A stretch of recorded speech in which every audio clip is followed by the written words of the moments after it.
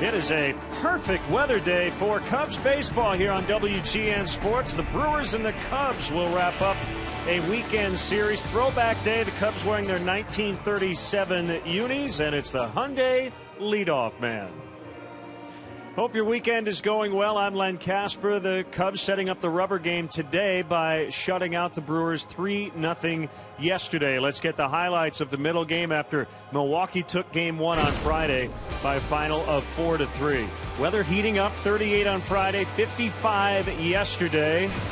And the Cubs doing all their scoring against their former teammate Matt Garza in the very first inning. Starlin Castro just missed a two-run homer.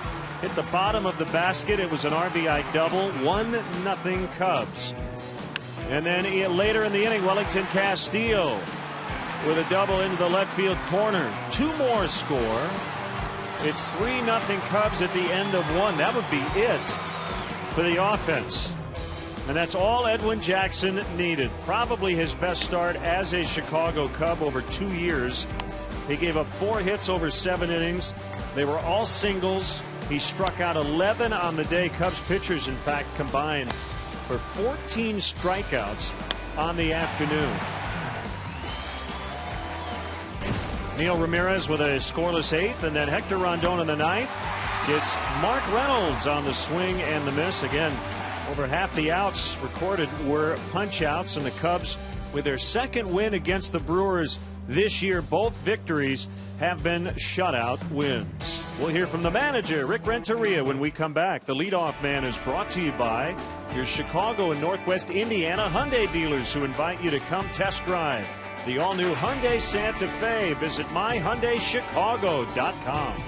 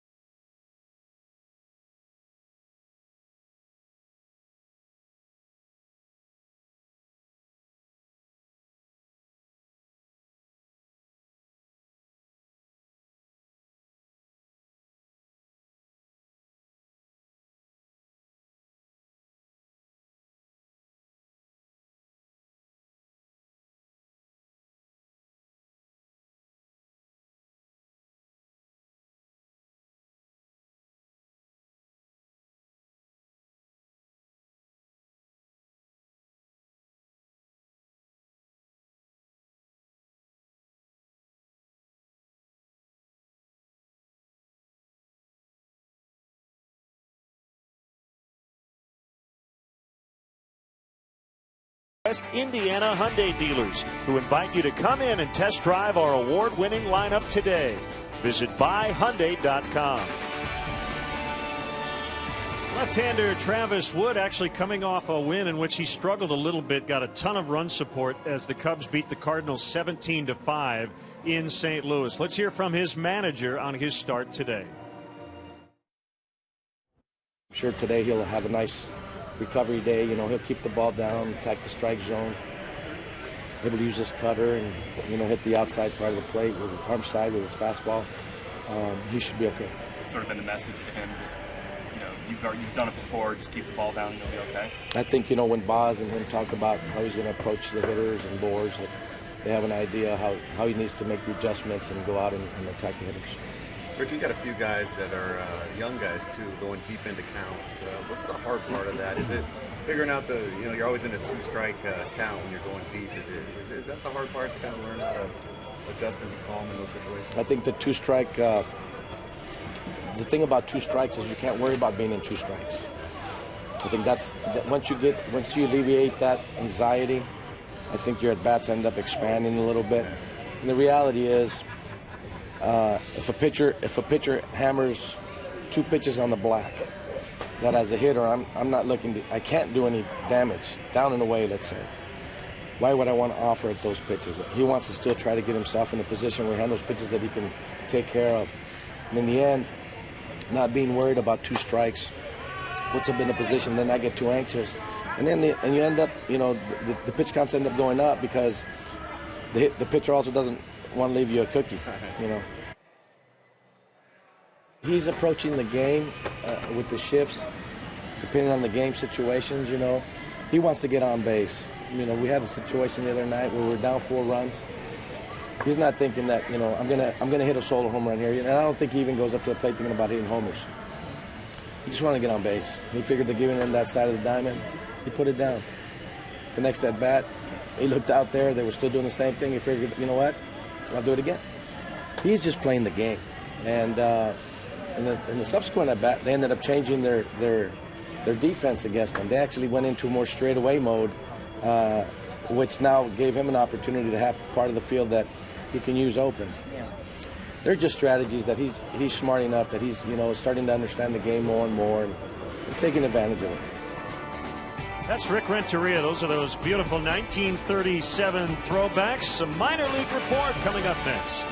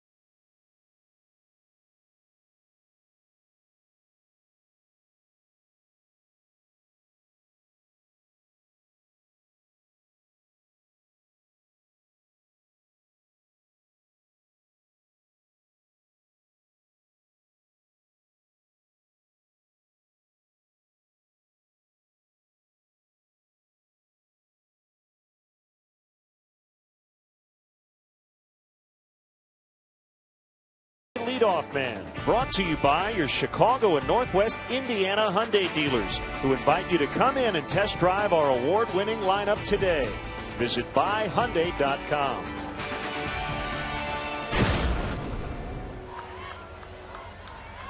Ground ball right side. Lockhart moves over, scoops, throws, no-hitter.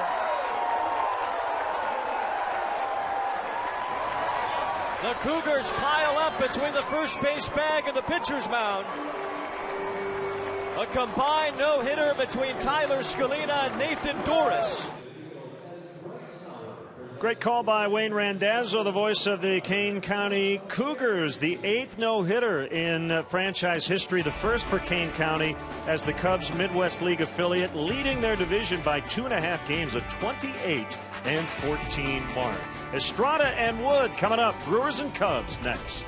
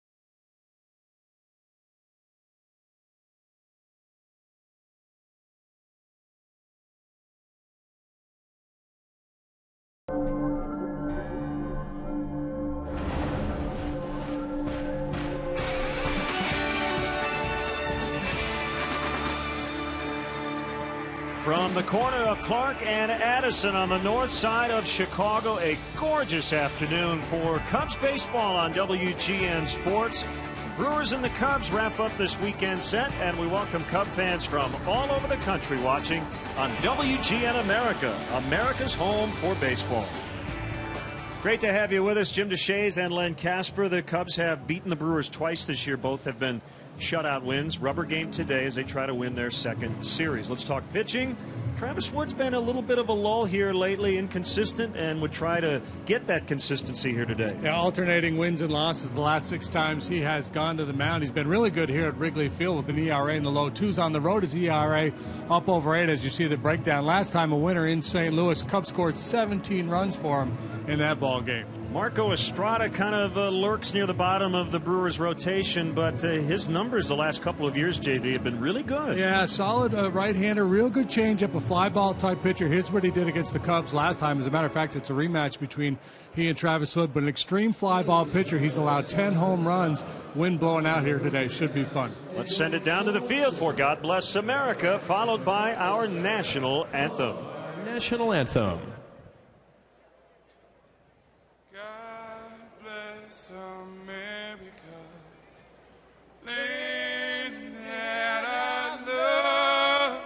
Stand beside her and guide her through the night with the light from above. From the mountain, through the prairies, o'er the ocean, while we fall. God bless America, my home sweet home. God bless America, my home sweet home.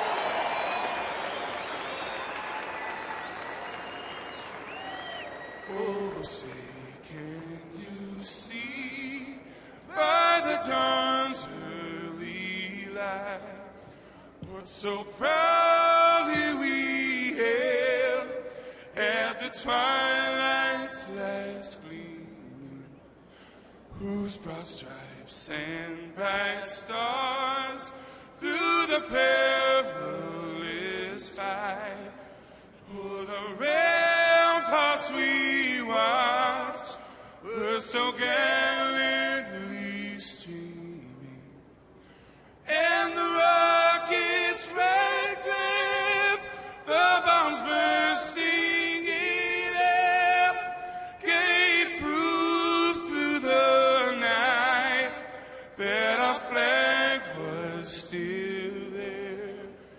Oh, say does that star-spangled banner yet wave o'er the land of the free and the home of the brave.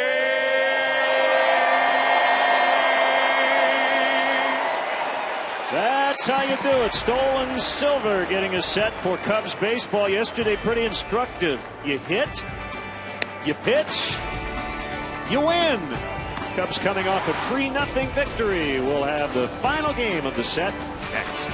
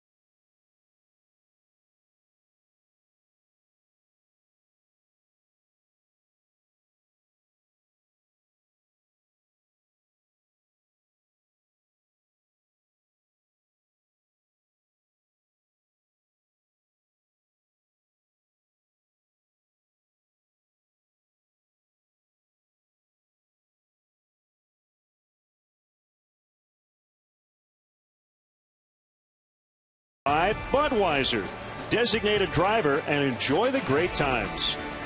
Ford, manufacturers of America's best-selling brand. Check out our best-selling lineup at your local Ford store or online at localfordstores.com. And by Xfinity, your home for the most live sports.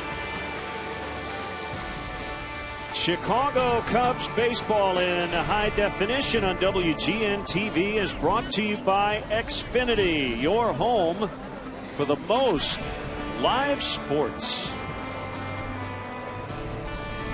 That's what the marquee looked like 80 years ago. David Rackley, Pat Holberg, Bill Welke, and the crew chief Brian Gorman will handle the umpiring duties today. Really, today is all about 1937 with the throwback uniforms, a very important year in the history of this ballpark. That's when the scoreboard was installed and ivy was planted on the bleacher walls. Cubs wearing the uniform that Gabby Hartnett and company wore back in '37, including the zipper front. Yeah, those are good-looking unis. It really is. Cubs finished in second place that year to the Giants.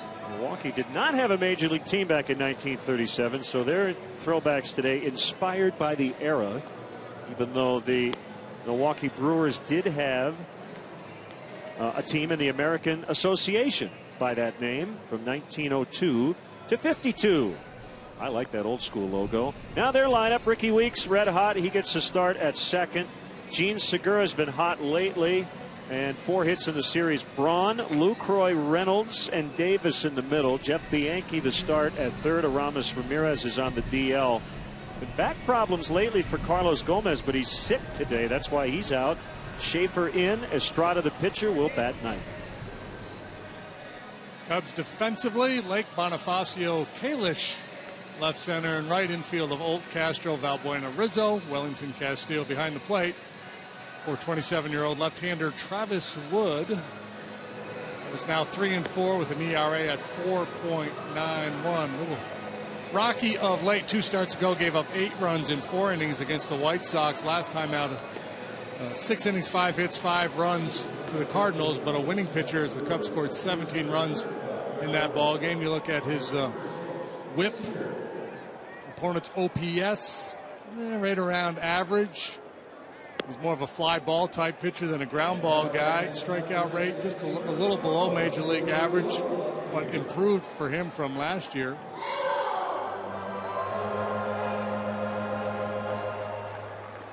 Here comes Ricky Weeks. Cubs with 1 series victory a few weeks ago against the Cardinals here at Wrigley Field. They'll try for their 2nd series win here today. A team they have not had a lot of success against in the last couple of seasons.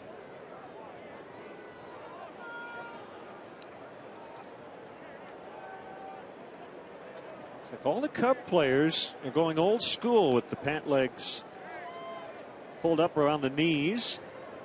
Show off those cool socks. Yeah, and you got to away we do go. it. You got to do it. If you're going to wear the throwback uni, you got to wear it the way that was worn back in the day.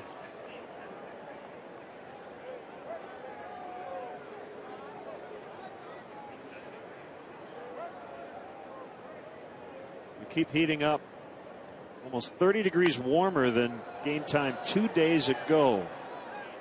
It was 38 I know. on Friday. I brought like 3 extra layers because I just didn't want to believe it, but it's a beautiful day to play. Wind blowing out. We've got 2 fly ball pitchers on the mound, so that's going to be the challenge for Wood and Estrada here this afternoon. Try to keep the ball in the ballpark, or at least limit the traffic, so if the ball does leave the ballpark, it's a solo home run. Wood does that a lot of times by throwing cutters in on the hands of right-handed hitters. In on the hands that time on exactly the pitch you mentioned. And Mike Olt with the catch. Nicely done. Yeah, he gets a lot of weak contact with his cutter in, so he gets a lot of outs in the air, but this is the kind you like, little infield pop-up. And Olt hanging with it. Right there, just hanging out. Back when I was in Little League, I coined the phrase, I call this a snow cone, and it caught on. You hear that all the time now. Back when I was playing for the White's Dairies Mets back in '71. Good job by you. Gene Segura, 7 for his last 17. How was your trip to Champaign yesterday? It was good. It was a wonderful day. Thank you. Thanks for asking. Good day. Graduation ceremony was nice. Strike called. My thanks to Todd Hollinsworth for pinch hitting, bringing home a W. He missed a good ball game yesterday. I know. Jackson outdueled Garza 3-0. Segura was able to pull the bat back in time. Garza, after that first inning, was terrific, but gave up those 3 runs, and that was it. It's like the Brewers are the University of Michigan today. Garza's working on his tan a little bit.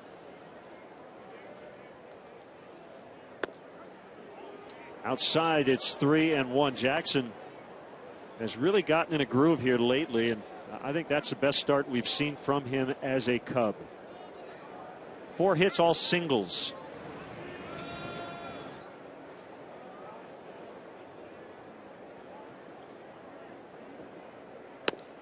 And ball 4 outside. He sends Segura to first, and it'll bring up Ryan Braun. When you break down Travis Wood to this point in the season, 2 things jump out at you when you just look at the numbers. As you hear the chorus of boos for Ryan Braun. Fielder, number 8, Ryan Braun. He's been getting the business everywhere he goes outside of Milwaukee. Anyway, Travis, really good here at Wrigley this year. 2-1 with a 2.39. 1-3 with an ERA above 8 on the road. And his left-right splits grab your attention as well. Right-handed hitters hitting .312 against them last year. Last year they only batted .220 something. Oh, they're going to get him, but the ball was dropped by Rizzo. Little sneak attack there by Wood. They had Segura dead to rights.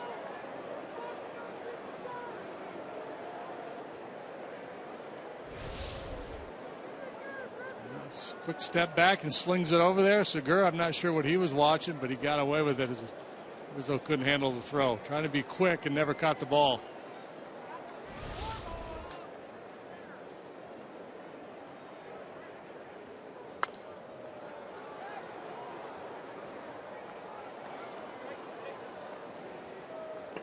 Braun sat out on Friday. Came off the DL Tuesday, had a strained oblique. He went 1 for 4 yesterday afternoon, sitting on 699 career RBIs.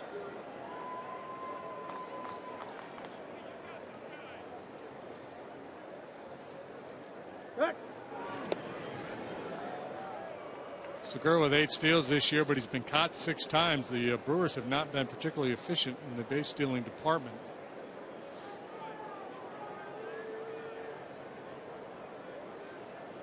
And Wood throughout his career has been tough to run on.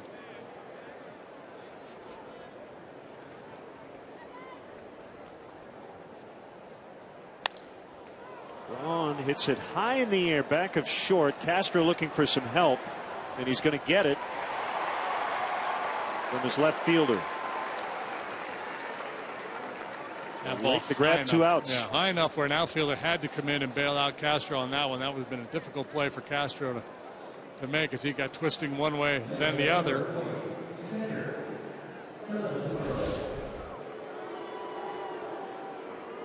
Pop-up induced by Wood. It's music to the ears of Starlin Castro when he heard "I got it" from the left fielder. Yes, you do.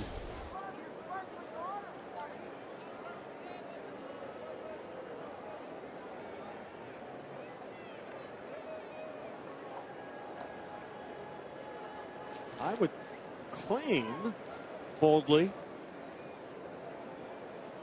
that this is the kind of weather today at this ballpark you'd want to bottle up and have at your disposal every single day for the rest of ever. Yeah, I would take this. Some people want it a little warmer, but I'd be real happy with this. Sure, it's perfect in the sun today. You want to get some rays.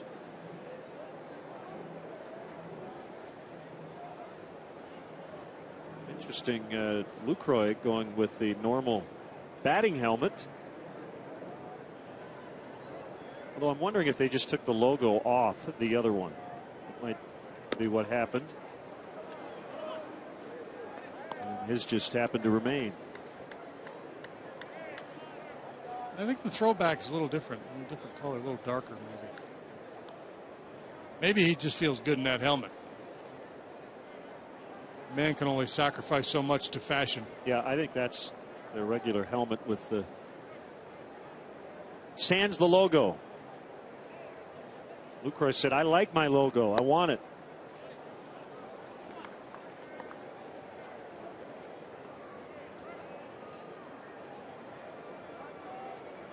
The A on the Milwaukee script there kind of sitting by itself. I don't know why I'm distracted by that, but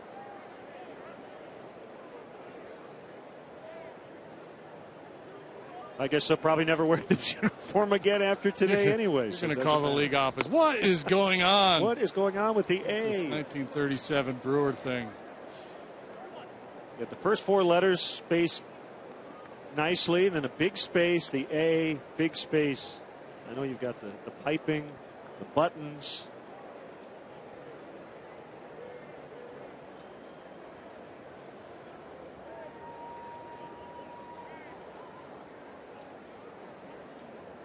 This guy gives you a tough at bat. Fouled back. Keyed their win on Friday in his first inning at bat off of Jeff Samardzija. 12-13 pitches. RBI single, came around to score. They scored 4 in the first 2 innings and hung on to win 4-3.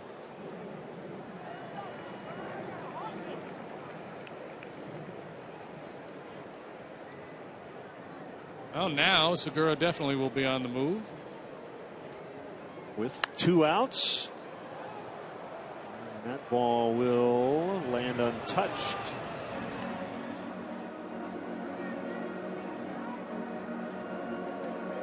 Benny Goodman action. Sing, sing, sing. Selfie of Clark Gable to go with it as we celebrate the 1930s. Send us your selfie at hashtag WGN Cubs. I prefer the Soundgarden cover version, but it's not bad. He might be working a little Vitalis into the hair there.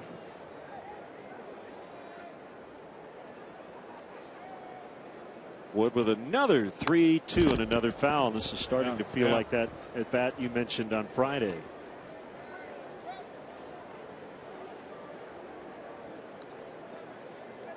Well, makes you think that maybe in would be the way to go if he's able to fight that pitch off away, trying to stay back, to protect against being fooled by an off-speed pitch. You might be able to jam him, throw that cutter in. That's kind of a go-to pitch for Travis anyway.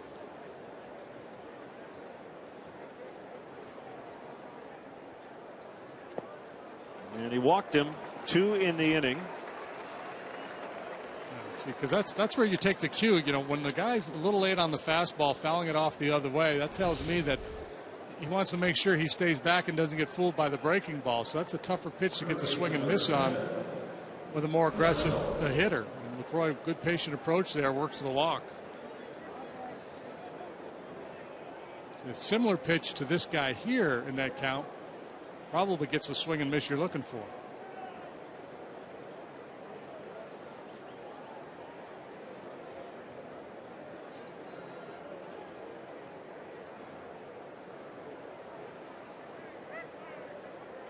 Twitter blowing up after the comment on the Milwaukee script and the A in the middle. So it must be onto something. Patrick watching in Sweden says he was freaked out by the misplaced A. George Odorizzi says, how about the A stands for the American League? A tribute. Okay, I'm in.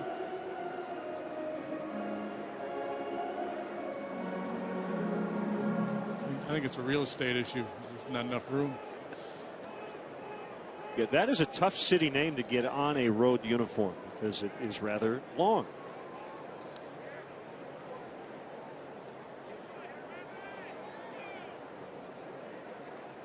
Well, a little bit of a dangerous situation here early for Travis Wood. A couple guys on, home run hitter in the box, wind blowing out. You don't want to miss your spot against Reynolds for sure. He's only 1 for his last 17. But he's sitting here with a 2-0 count. Chris Davis on deck.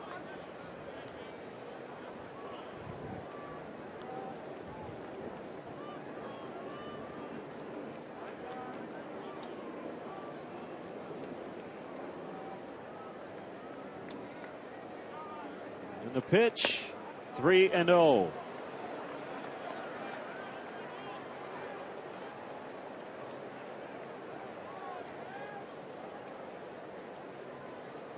The pitching coach and a former Milwaukee Brewer, Chris Bosio.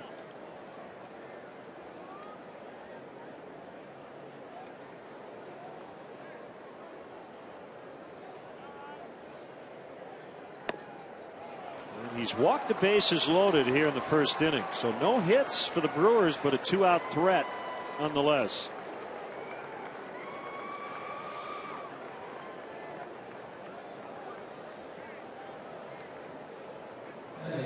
Bosio going to make his way out there and have a little chat with Travis. Get him back pointed in the right direction.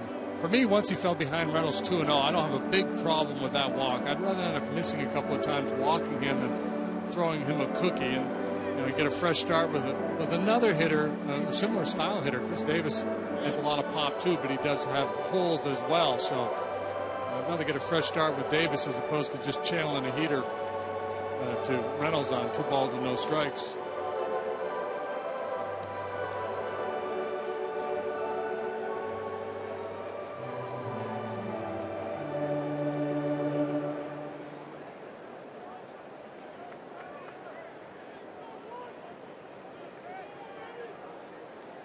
And that's the key here, and that's what you learn. The longer he pitches, and coming off an all-star year, the more you realize the situation. Even in this situation, walking in a run here is not the end of the world. You don't want to get frustrated because you're misfiring. You just go, here it is, hit it. You can't afford to have that approach. Davis with a ground ball, stopped by Olt, throw to second, out there to end the inning. So Travis Wood escapes the bases loaded jam. Cubs are coming up.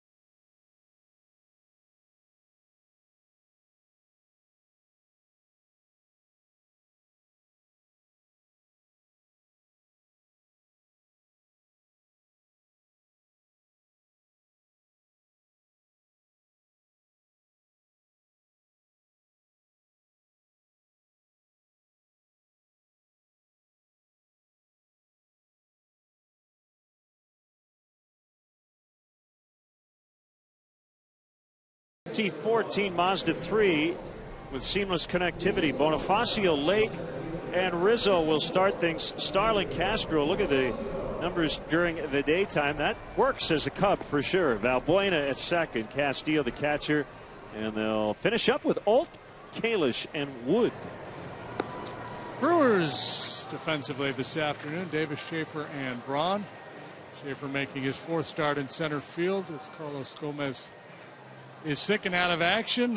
Jeff Bianchi gets a start at third base today. Aramis Ramirez is on the DL. Segura Weeks up the middle. Mark Reynolds over at first. LaCroix behind the plate for 30-year-old right-hander Marco Polo Estrada. 3-1 with a 3.28 through 8 starts. Talked about him being a fly ball pitcher. As a matter of fact, the most extreme fly ball pitcher in the National League. And the 10 home runs he has allowed, tied for the most in the NL. But he's been tough to hit. He's got a very good whip. OPS against solid. Strikeout rate above average, and his walk rate a little better than average. And he's 5-0 lifetime against the Cubs, including wins in both his starts here at Wrigley Field. Facing switch hitting Emilio Bonifacio and a first pitch strike. Yeah, fastball at 86. doesn't top out much above 89. Sits right around 88. How can he see right now? One of the best changeups in the game. That glove right in front of his face to get the sign. I think he has his own Viewmaster in his mitt.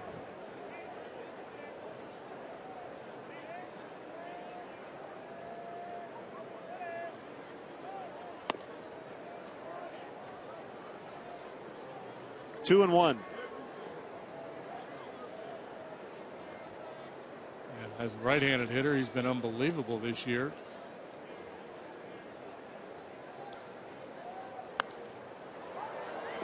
Popped him up. Plenty of room for Bianchi to make the catch.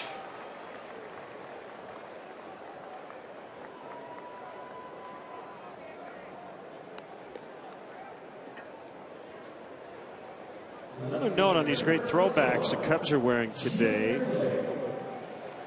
1937 was the first year the Cubs switched from navy to royal blue as their main color.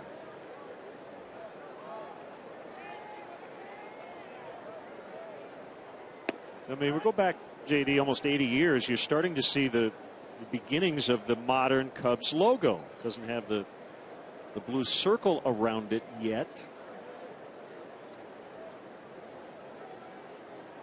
And we saw in previous retro looks the wishbone C, which is what the Bears logo currently is, but the Cubs had that wishbone C.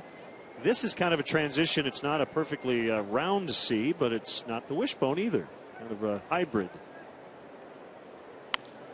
That's a fair ball past a diving Bianchi and into the corner, and it'll send Junior Lake to second with a double.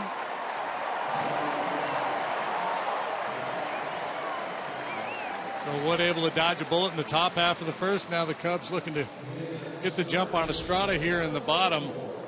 I mentioned the fastball and the changeup. He also has a curveball, and here's one that sits up above the belt for Junior Lake. He whacks it down the third base line for a one-out double.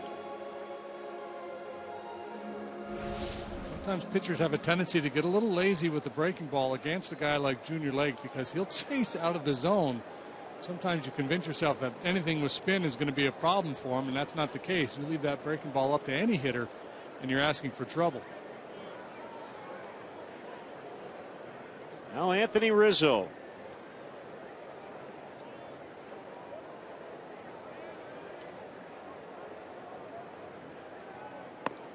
Outside for a ball.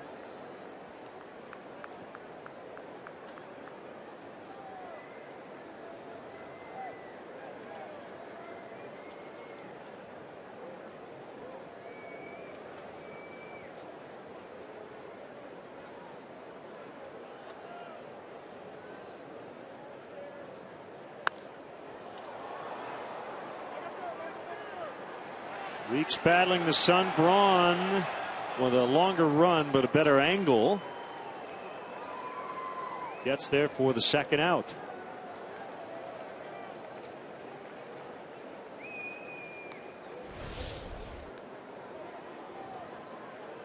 It could be a tough day. We talked about the fly ball tendencies of these two pitchers. So you got the wind, you got that tough sky overhead. You got to be heads up as a base runner too. You cannot make any assumptions out there. You want to be able to take full advantage of any misplays created by the elements. 20 games for Castro in the fourth spot, hitting .321. He had the go-ahead RBI double in the first inning yesterday against Matt Garza. Got very good numbers against Estrada in his career as well. It's a breaking ball for strike one.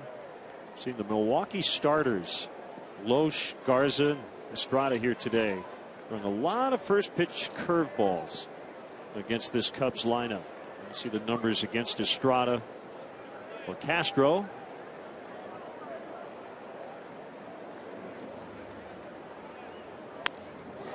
Fly ball to left. It'll be handled by Davis to end the inning. Lake with the double, but the Cubs can't convert.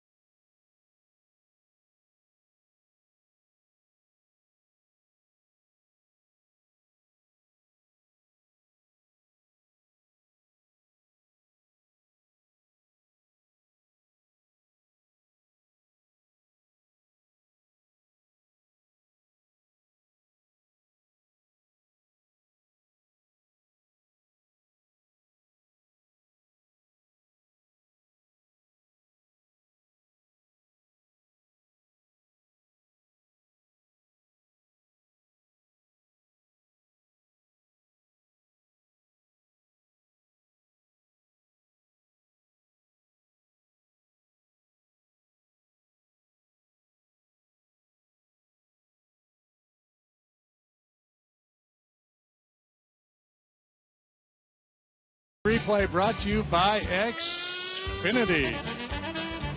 Click, click, click, click.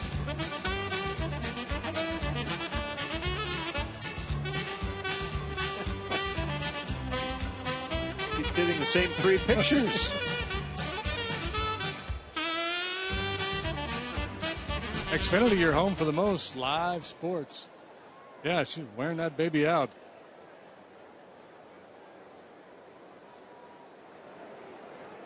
Wood walked 3 in the first inning. Breaking ball strike to Jeff Bianchi. Couldn't put a ball in play yesterday. Hit 3 times and struck out in all 3 at bats.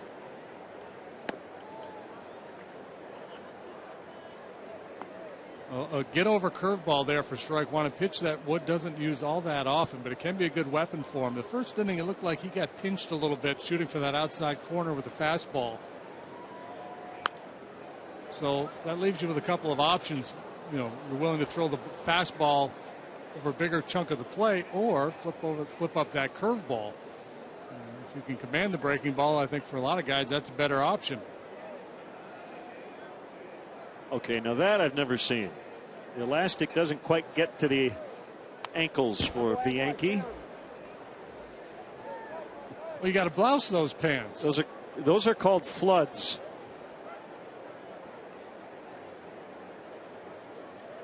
It looks like my 13-year-old after a growth spurt putting on his blue jeans. Don't quite get all the way. What happened?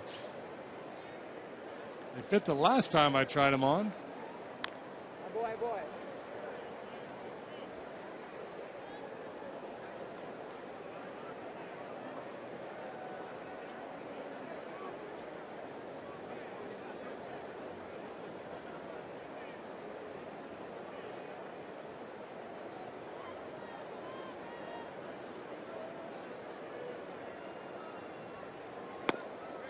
Outside ball 2. When I first learned how to put on the uniform in Little League, you pulled your pants inside out.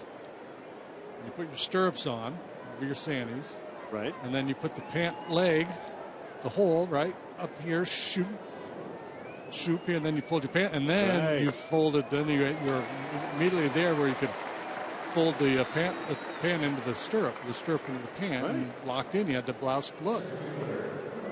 Imagine most of the modern players have no idea of it. Right. Nor should they. And we liked it. You're safer. Back when I was a kid.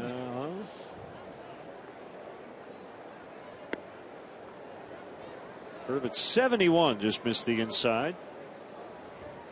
0 for 5 in the series for Schaefer. He started all 3 games, but he has walked 3 times and scored a run. He pops it up.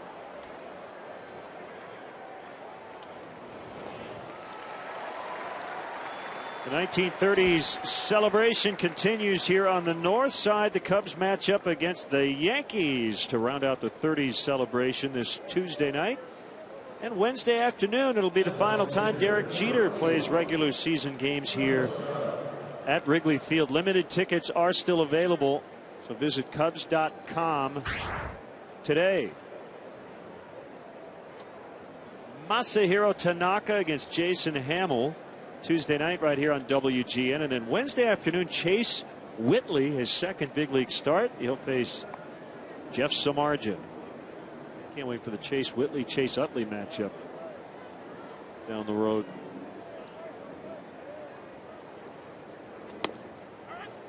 1-1 on the pitcher, Strata. Well, we've already had one look at Tanaka, and he was really good over in Yankee Stadium. Yeah, by the way, he's 6-0 after not losing at all last year in Japan.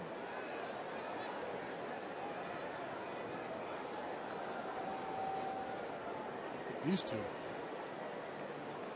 Done with that Viewmaster. They're moving on. Time for snacks.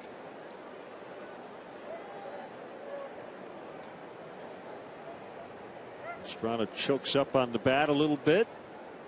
And Woods 1-2 is in the dirt. Missed it on the leadoff man. Congrats to Tyler Skolina and Nathan Doris. They combined on a no-hitter for the Kane County Cougars. Skolina went 7 1/3. Doris got the final 5 outs against Quad Cities. A lot of pop-ups today. These fly ball pitchers. Kane County off to a great start at 28-14 and a no-no last night. We're scoreless here at Wrigley.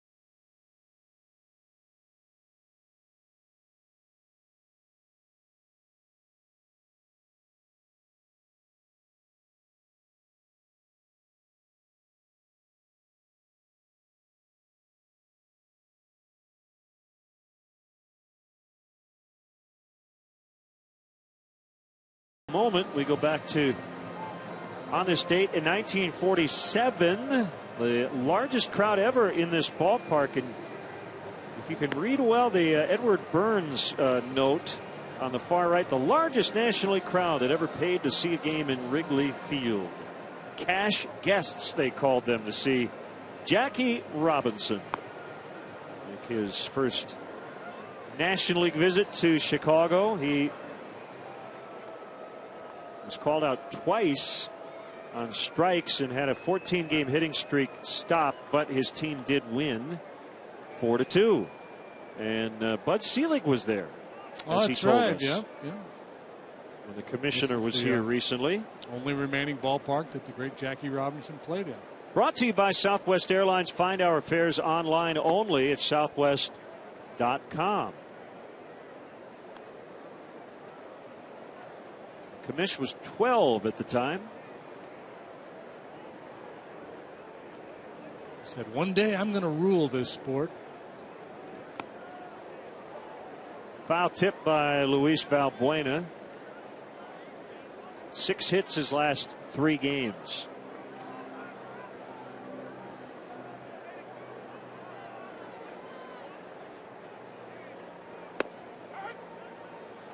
Two-seamer running back to the inside corner.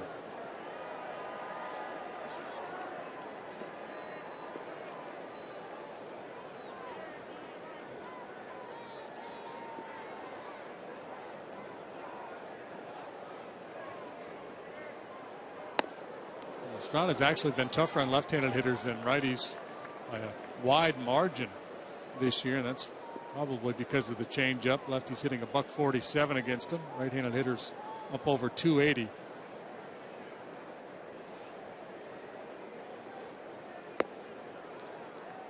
It's full 3-2. Catcher Castillo on deck.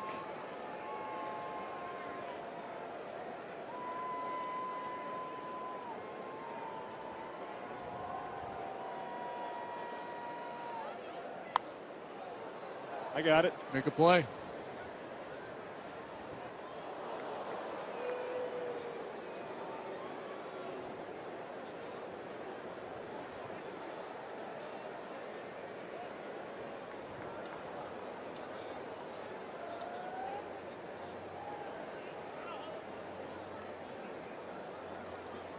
start Estrada had against the Cubs back at the end of April, really good. He gave up a couple home runs, but just 4 hits, punched out 9, didn't walk anybody. Valbuena doing what he does so well, laying off a borderline pitch. Ryan Guello, fan, sent us a picture of essentially what the uniforms looked like for the minor league club back in 1937. So pretty close. And you can see a very baggy look in those old uniforms. I would imagine they were made out of wool, right? Yeah, I would think. Yeah. Really nice on a hot day.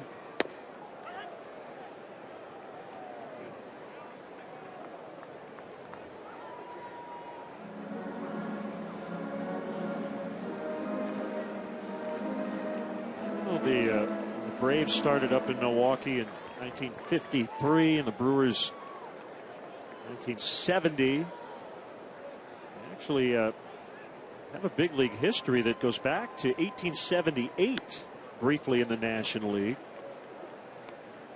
The Cream Cities in 1878. The original Baltimore Orioles were the Milwaukee Brewers at the dawn of the American League.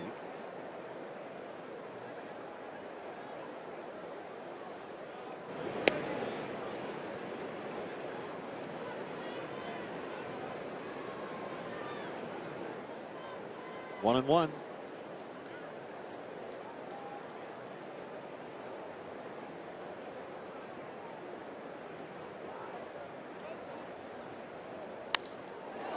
Fly ball to left. Davis goes back on it. Near the well, it's gone. A 2-run homer for Castillo.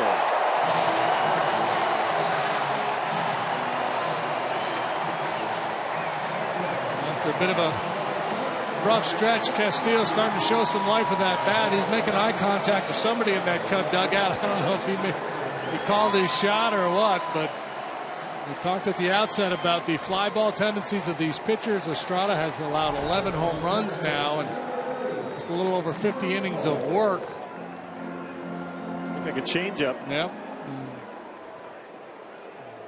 Hit high and maybe a little help with that breeze. So again, we knew it was going to be tough to keep the ball in the ballpark. And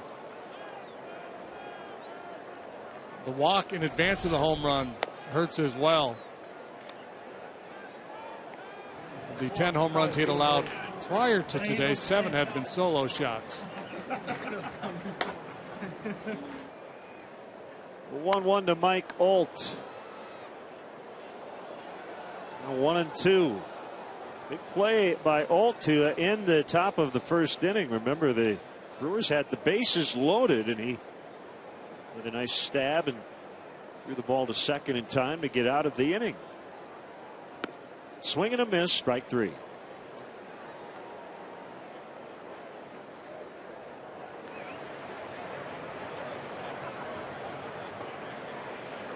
Well, hit a 2-run homer, catch a shutout. That's the goal today for Castillo.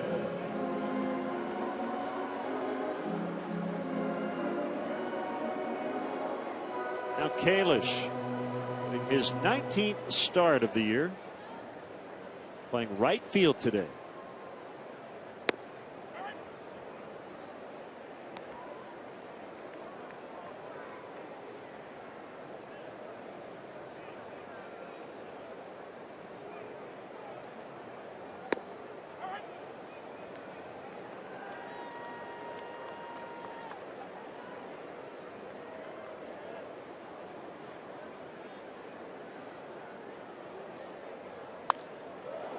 Hit a ton, but about 100 feet foul.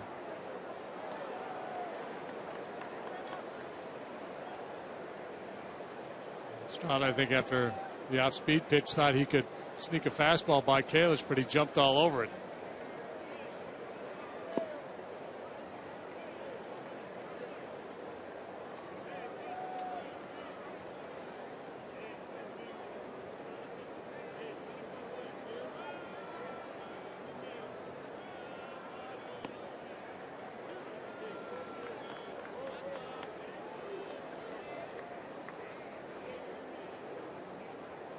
Pitcher Travis Wood on deck. Now full to Kalish.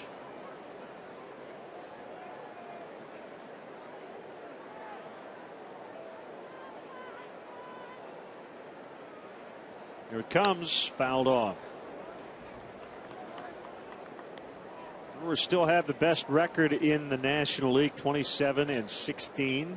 Best road mark, 13-6. This is a long road trip for them. They'll go to Atlanta and then Miami after this.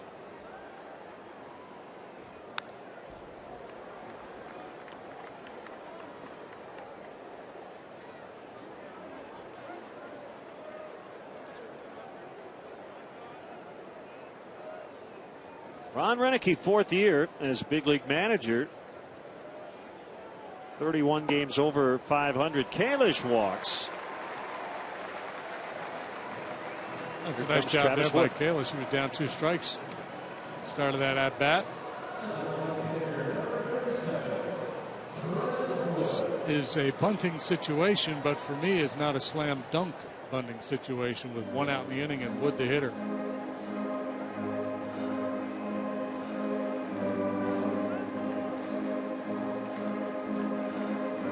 Wind blowing out, a day where you might see a lot of runs go up on the board. You might just let him swing away.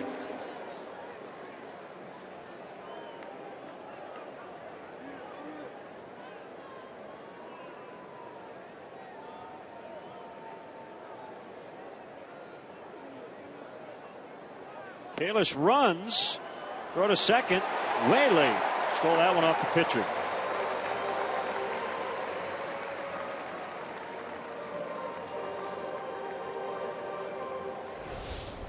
Yeah, Wood squaring, showing bunt, but had no intention of bunting this baseball, giving Kalish a chance to steal the bag, and he does just that.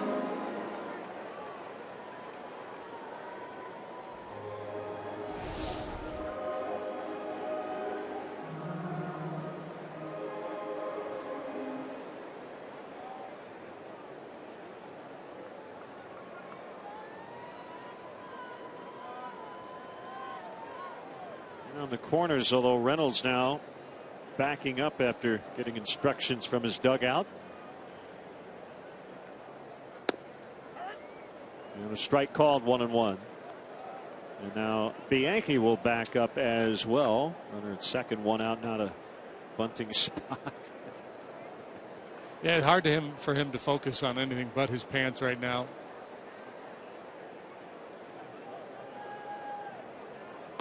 Swing and a miss. It's a Bugs Bunny changeup right there.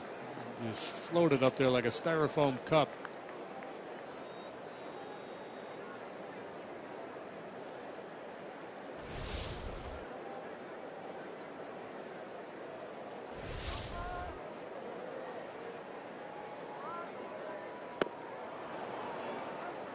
Two away.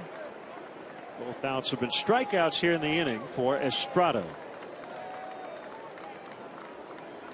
Make sure you check out Len and JD's baseball blog at WGNTV.com. Sponsored by Jeff Vukovich, your nationwide insurance agent serving the area for 36 years. To join the nation, contact Jeff at jeffvuk.com. Nationwide is on your side. There's a post about Jackie Robinson's first visit to Wrigley Field 67 years ago today. Game notes for today's ball game as well. Strike 1 on Bonifacio.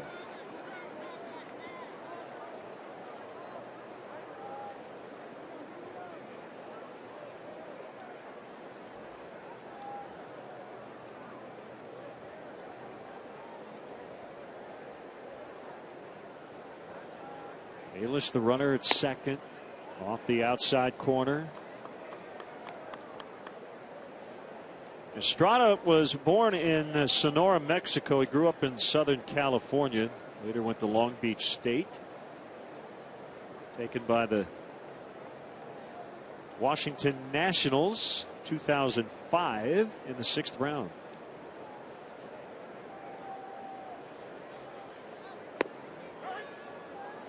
One and two.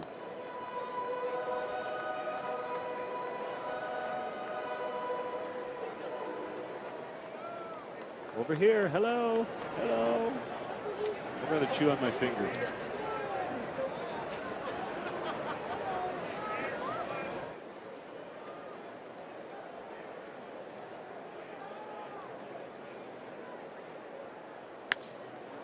Little flare.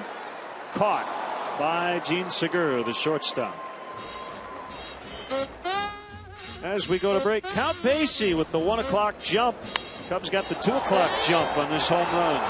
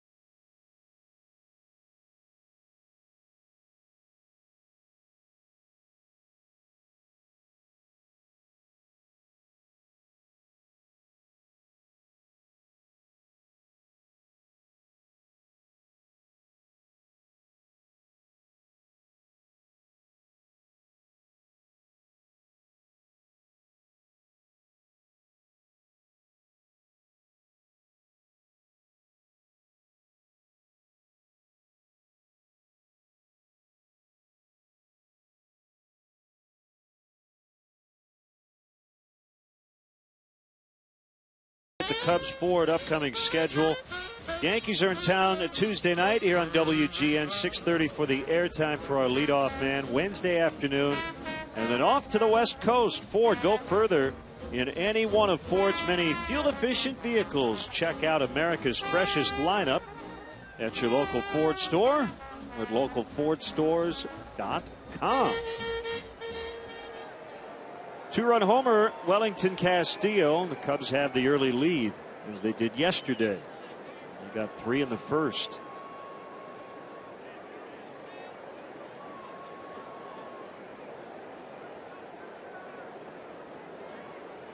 Ricky Weeks 13 for his last 22, even after fouling out to start the ballgame. Strike one. Came in hitting .571 since April 25th. Not getting a lot of starts. But when given the opportunity, he's been productive. Numbers have gone down significantly the last couple seasons.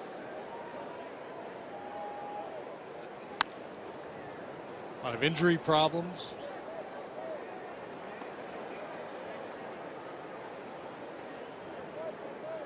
I'd say May's been better than April. Yeah, just a wee bit, eh?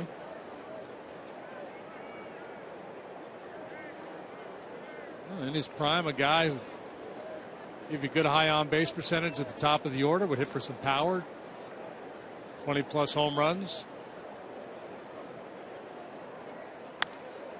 In on the hands for the second straight at bat. Valbuena makes a catch. One down.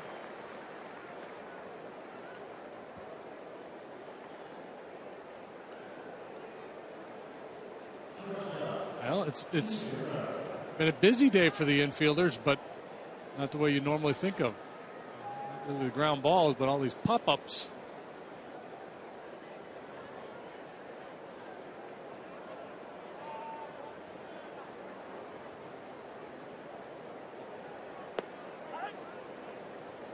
Curve is in there on Segura.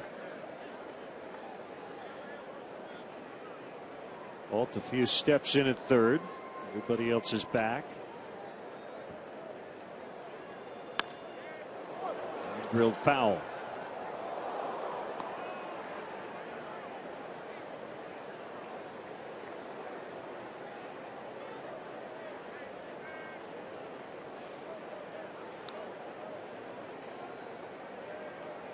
Cubs will finish this upcoming road trip in Milwaukee.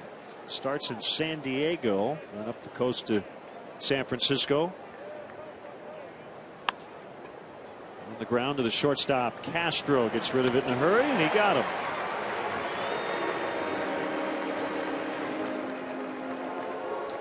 Cub fans, if you want to manage the game along with Rick Renteria, log on to WGNTV.com right now. Click on the WGN Sports Game Zone banner to connect to all the up-to-the-minute stats and information while you're watching from home. Game Zone is sponsored by The Great Escape. Pools, patio sets, play sets, hot tubs, and more. And Braun has become public enemy #1 everywhere he goes in the National League now.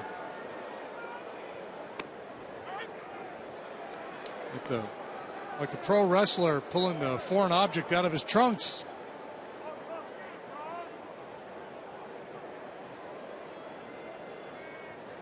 Got the Wrigley Field 100 patch on the front of those visors. 0-2 to Braun. Their hairstylist is Bernie Brewer. Don't you think when you wear that, you're willing, anybody just says, here, put this on. Okay. Here, slap that on there. Yeah. Commemorating their trip to Wrigley to see their club. That's that new cheddar cheese hair gel. You can only get in Wisconsin.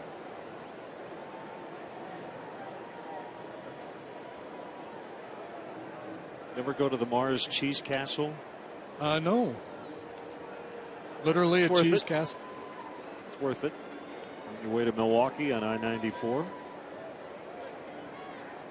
These guys are tapped out already. So what goes on at the Mars Cheese Castle? You get any kind of cheese you want. It's because it's a castle with a lot of cheese in it.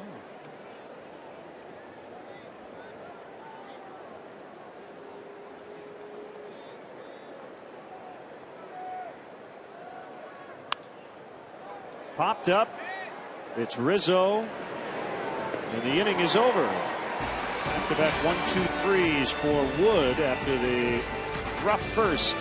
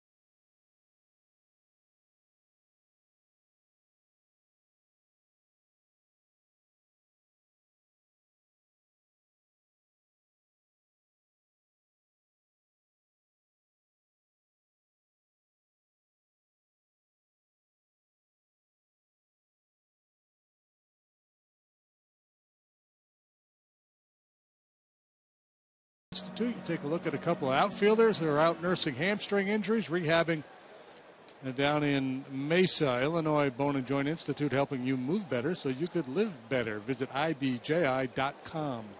Ruggiano way ahead of Sweeney at this point. It's 2-0 Cubs on the Castillo homer. in the second inning. Lake, Rizzo, Castro. Here in the bottom of the third.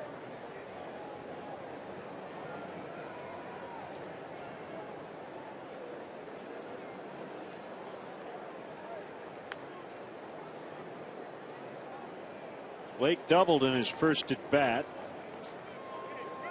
A hanging curveball from Estrada and yanked it down the third baseline. This time he gets a first pitch changeup. Snuck a piece of cheese by him. Sticking with the theme. Did you get that at the Mars Cheese Castle? Some high cheese? Yes. I'd go in there. Maybe I could jumpstart my career. Yeah, I'm looking for some high cheese. I lost it about 30 years ago.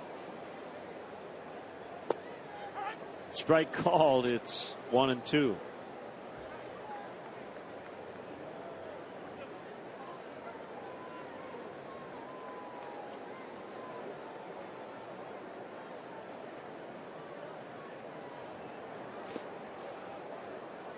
And he did not go around.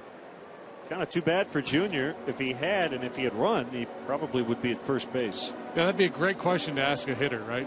Would you suck up the strikeout to reach base? I think most of them would say no. I mean, they'd probably say yes. Anything for the team, but they wouldn't really believe it.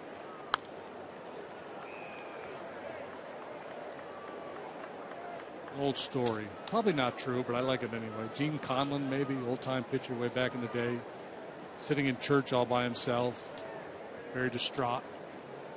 The priest comes up to him and says, "Son, what's the matter? Did you lose your mother?" "No, I lost my fastball." Once that happens, your days are numbered.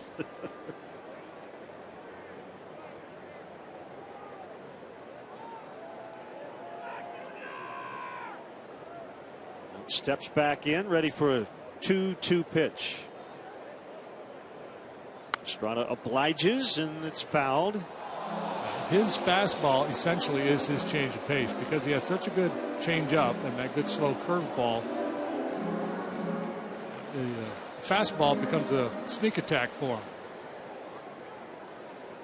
And a lot of late swings on what, taken out of context looks like a fairly hittable pitch. 88, pretty straight. Look out.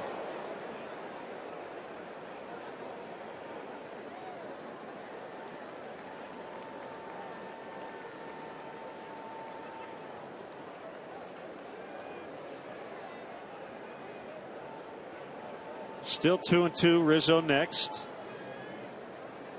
Here it comes. It's low.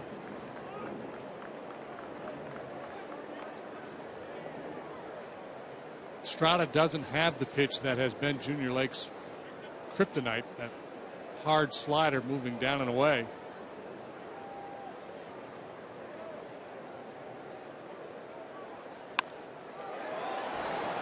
Just foul.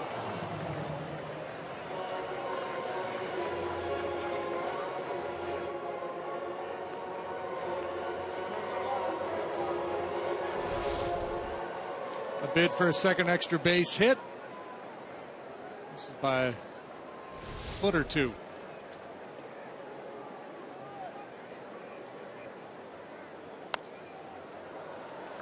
Fouled upstairs.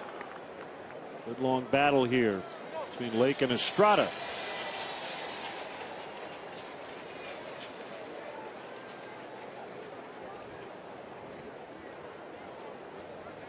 Here we are, first batter of the third, and he's thrown 52 pitches already.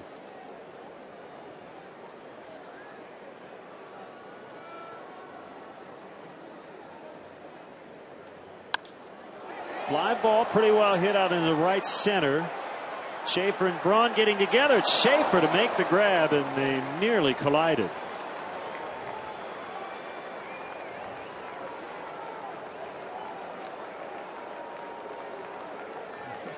I think Braun just said, "You saved me." Ball slicing away from Schaefer, but he's taking charge good and loud and frequently yelling that he had it. Peels off just at the last there.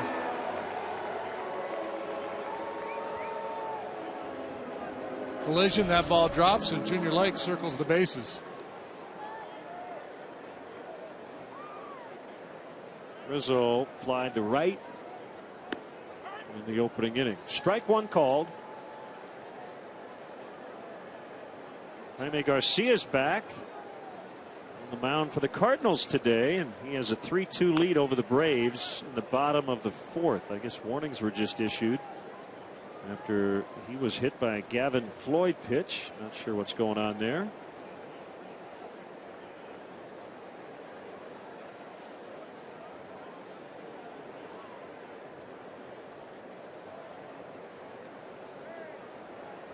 Swing and a miss.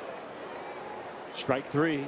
Let's step aside and see what's coming up on WGN.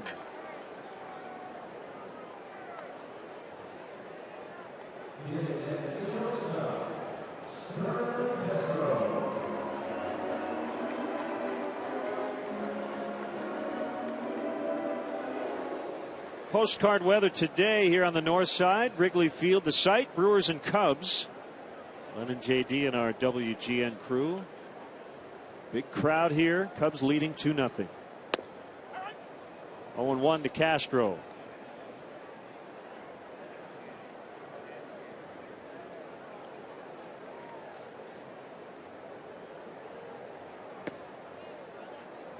Low and in.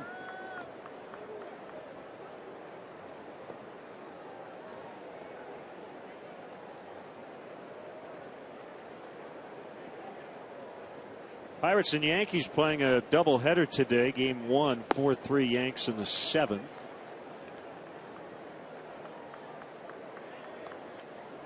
New York 7 won the final yesterday. Yankees hit 5 home runs.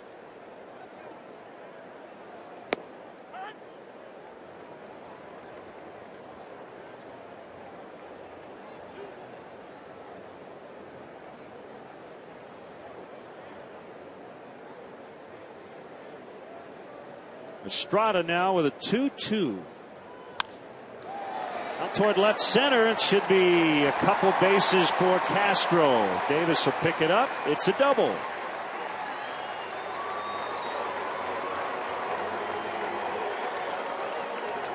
Schaefer's actually shading Castro a little bit towards right center, understandably so. He drives a lot of balls in that direction. Davis was playing him more as a pull hitter in left towards the line, so they gave him plenty of room to operate out there in left center, and he's able to exploit it here. Good swing. Boy, he's staying through the ball so nicely. He stays hot. He continues his good work against Estrada.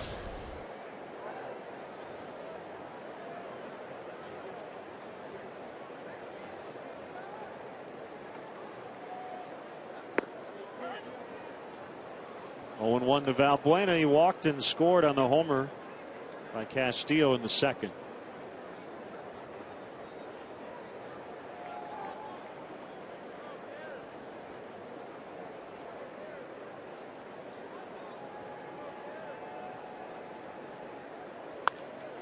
That'll be a fair ball, and the Cubs will get another run. Valbuena to second. He's got a double. All with 2 outs. And it's 3-0.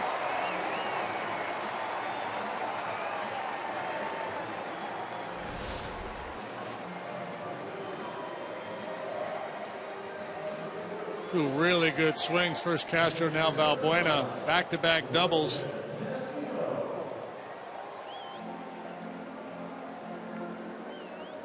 At least walked and scored first time, so he's off to a great start here this afternoon.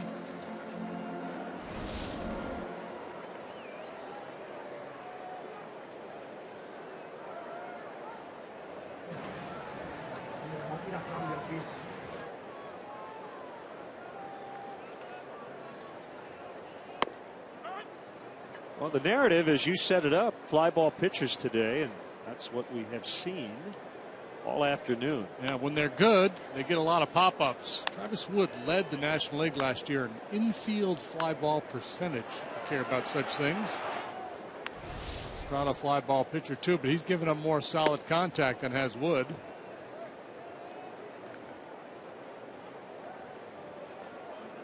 including the big fly by Castillo.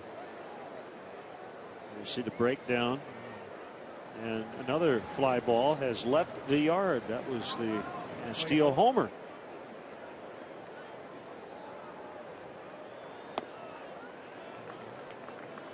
Ball's driven in the air, turned into home runs and extra base hits. Pop-ups are outs unless somebody falls down or there's some confusion on the infield. There's the big fly.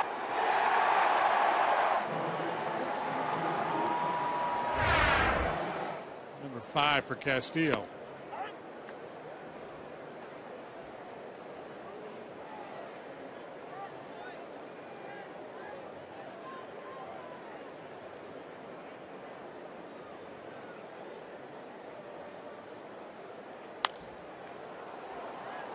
Another ball in the air. This one is caught by Braun.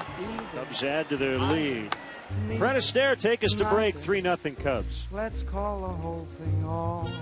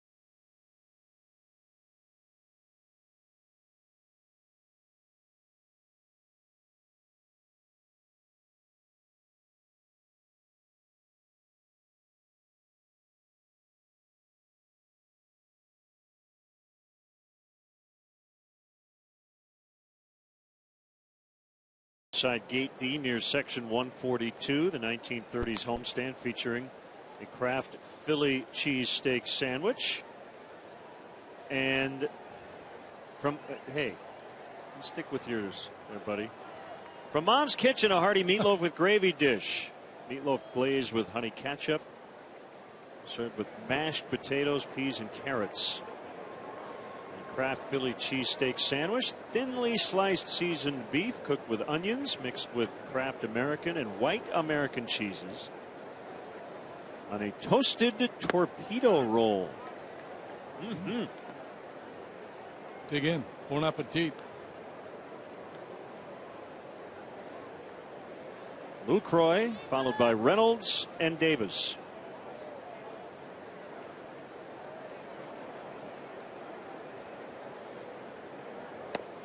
Lucroy walked in the first inning. You meatloaf guy? I do like meatloaf, yeah.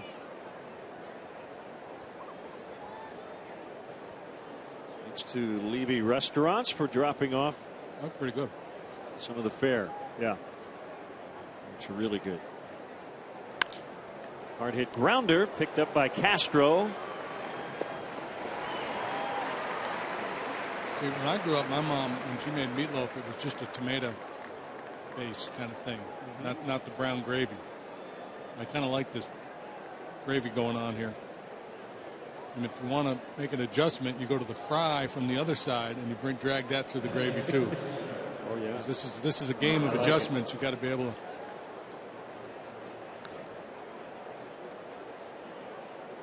Yeah, we did the Waffle House thing in Atlanta. Mix little vegetables in there. Right. Good stuff. Ball 1 to Reynolds.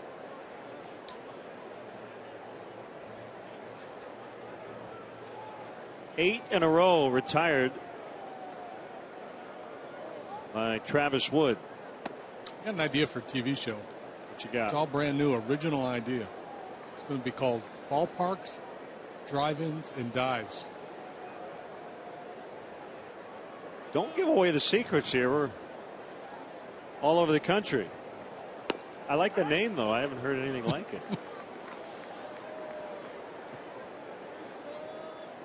The torpedo roll, the toasted torpedo roll. Sounds like a wrestling move, doesn't it? Mm-hmm.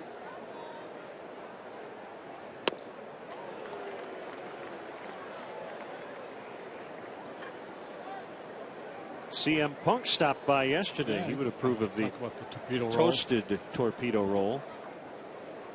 Bring a toaster oven into the ring.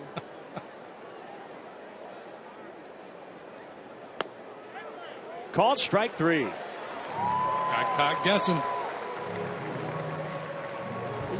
During the 1930s, it's all about Charlie Root. Let's call the whole thing off. The decade leader in wins for the Cubs. Lou Warneke led an earned run average. You like tomato. I think it's Lon Warneke, tomato, actually. Potato, tomato. Close enough. Tomato. Well, let's call the Good years for whole the thing Cubs off. back there in the 30s. But Lon Warneke was the Arkansas Hummingbird. Most of his career with the Cubs, a bit with St. Louis as well.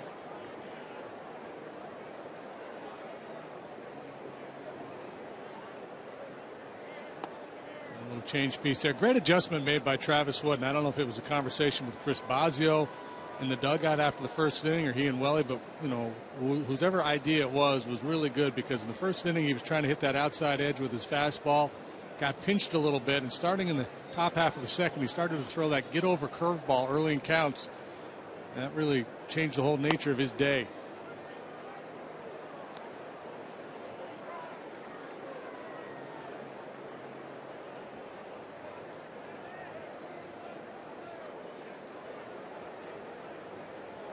Three walks in the first. He got out of it. No base runners since.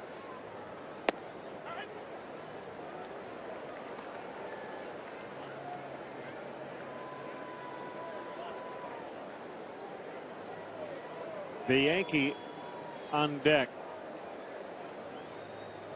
I'm just thinking his self-esteem has to be down with those pants. I don't know, the guy walks into the meeting, right? And he's got a coffee stain on his shirt. You just don't feel good about yourself. Can't be at your best when you got that going on.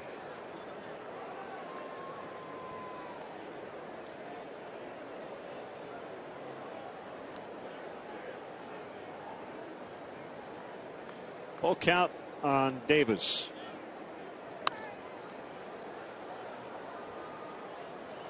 Visit the Cubs Authentics auction page every Sunday night for your chance to own one-of-a-kind game-used Cub items. This week's auction will feature these 37 Cubs throwback uniforms worn today. Go to Cubs.com/authentics. Put on these jerseys and other unique game-used items. Called strike 3, and the inning is over. Travis Wood has not allowed a hit through 4.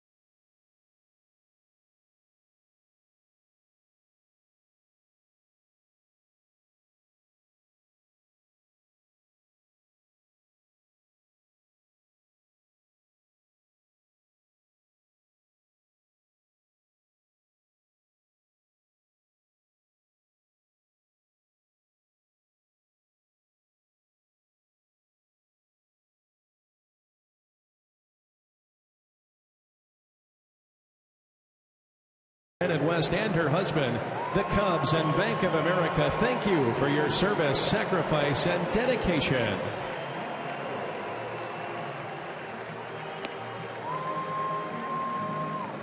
Lieutenant Candace West, fans, you can thank recently returned from a deployment to Guantanamo Bay in Cuba in support of Operation Enduring Freedom.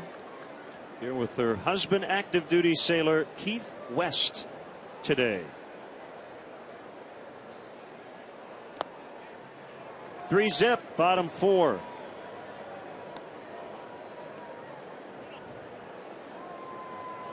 Brewers have not scored now in their last 20 innings in this series.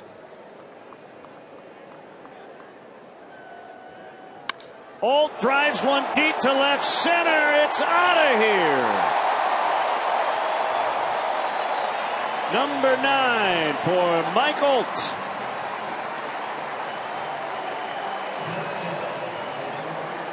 Hey, talk about a toasted torpedo.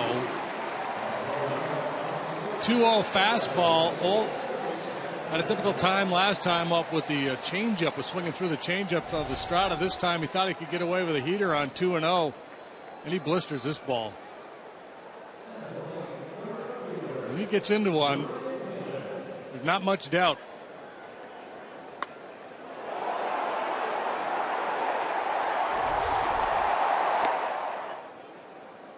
Cubs with 2 homers today and lead 4-0.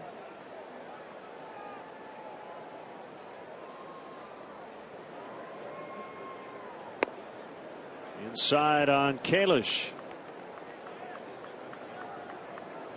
And when Old hits one, you don't find yourself wondering, hey, is that going to get out of here? Right.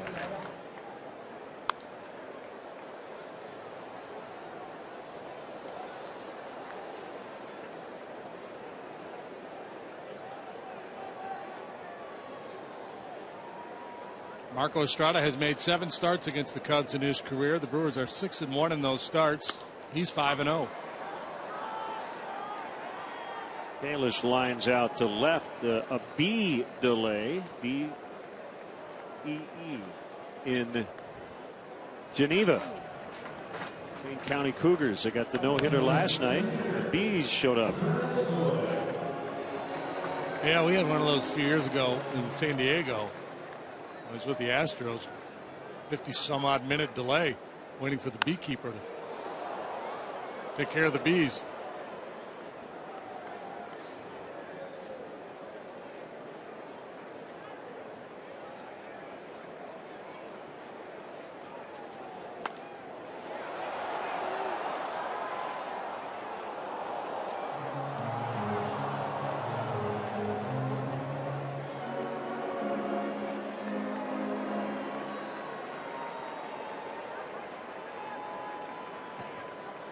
Not that kind of bee. As Wood strikes out.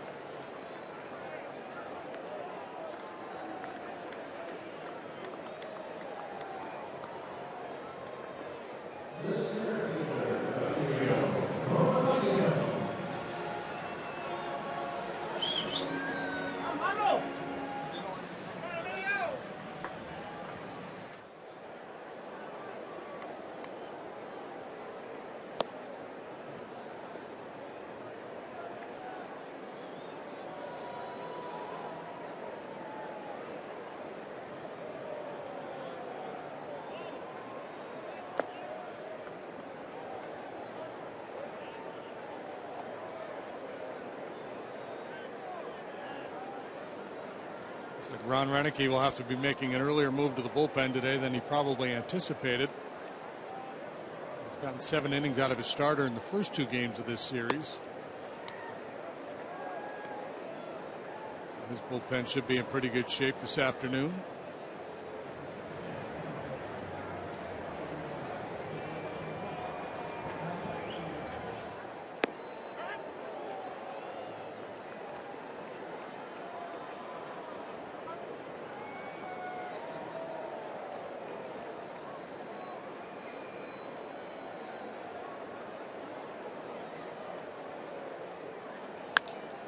That'll find turf out at left center.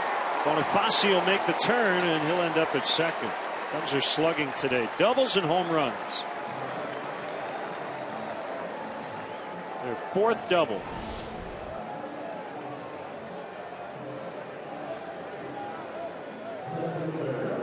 It's down, but out over the plate a little bit. Bonifacio just rides it out there towards left center field. Yeah, they don't have a single yet in this ball game.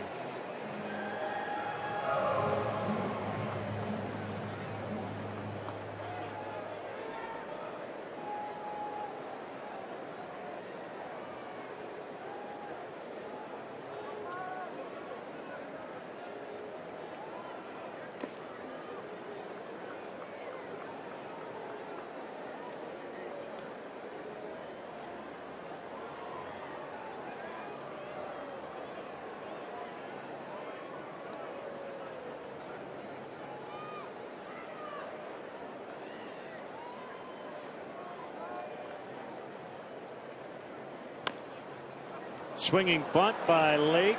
Estrada will flip to Reynolds for the final out. Billy Holiday to break as we continue to honor the decade of the 30s. Mike Holt with a home run. It's 4-0.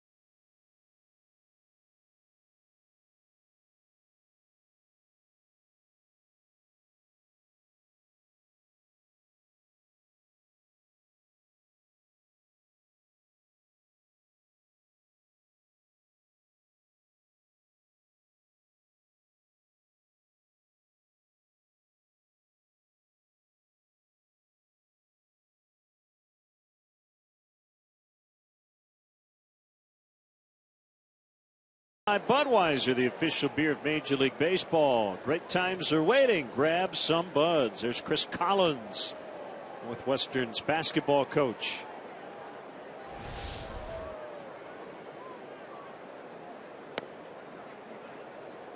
Jeff Bianchi. There's Mike Holt after his 9th homer leading the club.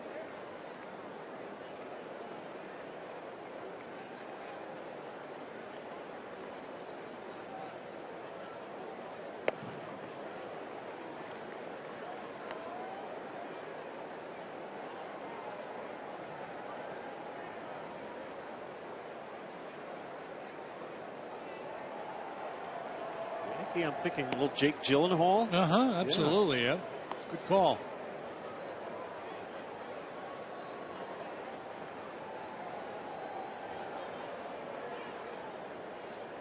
Jake Gyllenhaal with funky pants. Castro close, but got him. Still has that habit of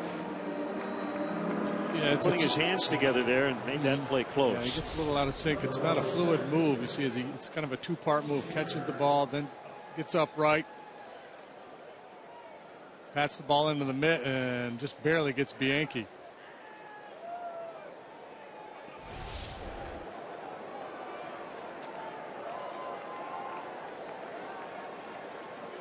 If he had some more aerodynamic pants, he might have beat that play. Outside on Schaefer. Well, the short-handed Brewers, without Braun in the lineup, without Gomez, without Ramirez, grabbed a 4-3 win on Friday, and there's their first hit, and it comes off the bat of a lefty, Logan Schaefer, with one out in the fifth, a double. But yeah, they haven't scored since early on Friday.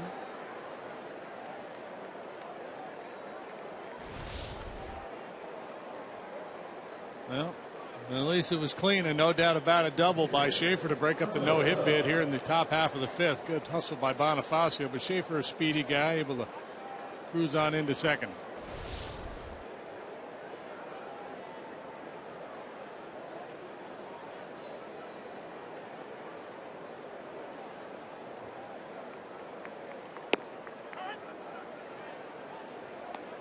Strike one on Estrada. Well, for 13 so far this year.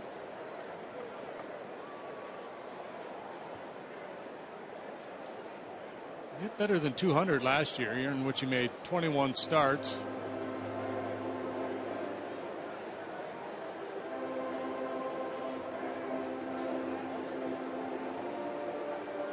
What happens when you have a no-hitter and you haven't given up a base runner since the first? Everybody forgets what the what pitch you're going with, what the sign is with a man on second base.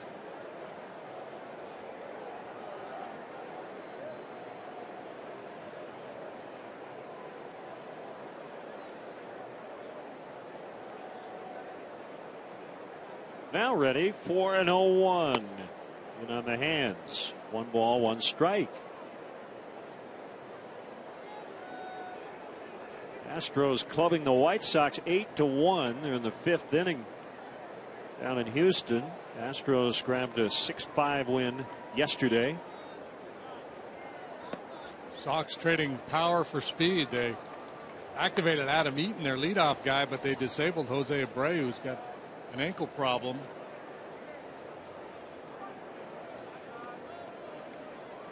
They've had more than their fair share of injuries to deal with.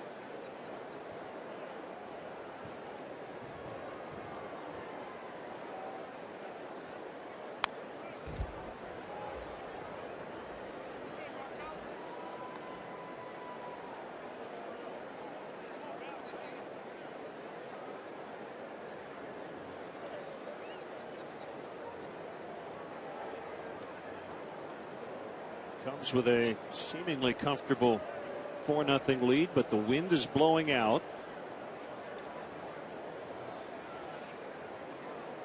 And they're playing the team with the best record in the league today.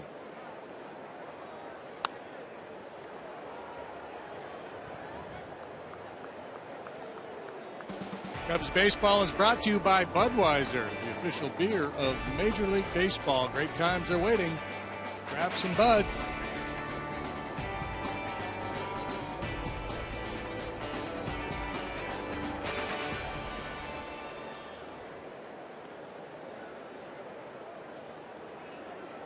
Swing and a miss. Boy, flailed at that one.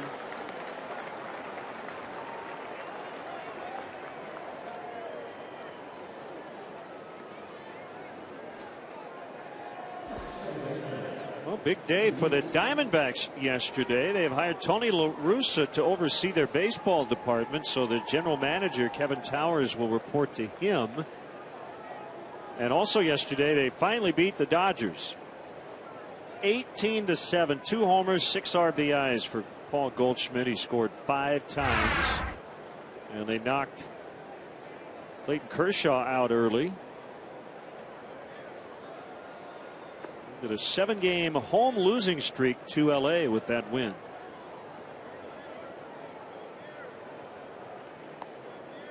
Diamondbacks have got off to that horrific start. Still 11 games below 500, 10.5 back in the NL West. How about that? You hire Tony La Russa, and all of a sudden Clayton Kershaw can't get anybody out. Right. La Russa has said he has zero interest in managing, because when that happens, you start to think, well, is he going to jump into uniform again? No.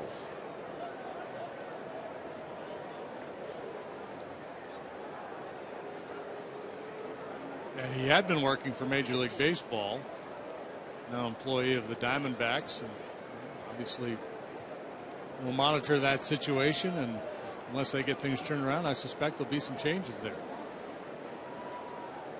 Well, buddy pitching coach Dave Duncan is working for that organization. That one is thumped as Ricky Weeks has just cut the lead in half as he hits it onto Waveland. It's 4-2.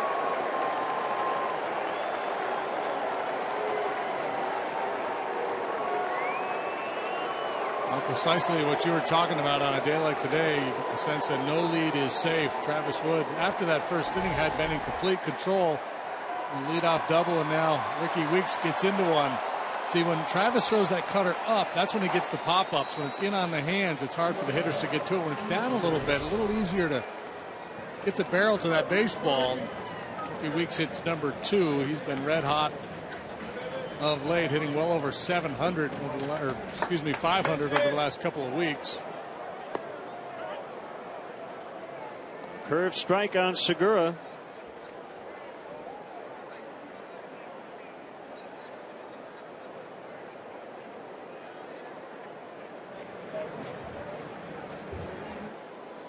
Still some life in that bat for Ricky Weeks. Don't know how much longer he'll be a Brewer. There have been rumors of him possibly being traded at some point. Scooter Gennett taking over mostly the everyday job. Weeks with more injury problems late last year, making a lot of money this season. Got a ball in the field for 4 pitches. Him now. The only thing I wonder, partner, is you've got a first place team. The Brewers, when you look at their roster, they don't have a ton of depth. You'd hate to give up a guy like Ricky Weeks, and I know he only plays basically one defensive position, second base. But if you trade him and all of a sudden Gennett gets hurt, right? And then if you're the Brewers and you're looking to win this division, make it to the postseason, you shouldn't really be thinking too much about shedding payroll, right? And if you feel like you got a better option, then I get it. If he's a part-time player, that's okay. Right now he's contributing.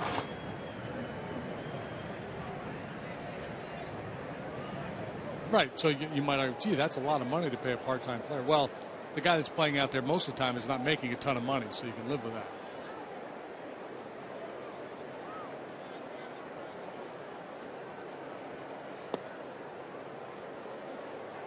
Scooter's probably just making a little over major league minimum, I'm guessing, based on his service time.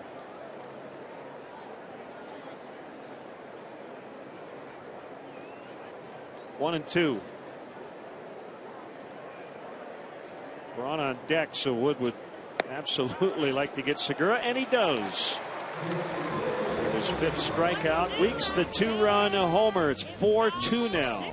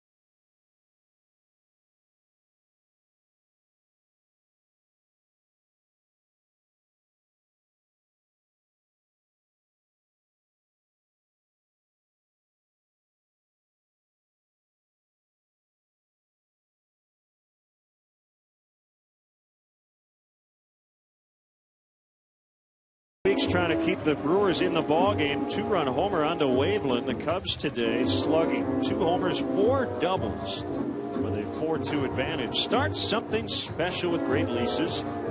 Low financing on a new Honda. Visit shophonda.com or your local Honda dealer.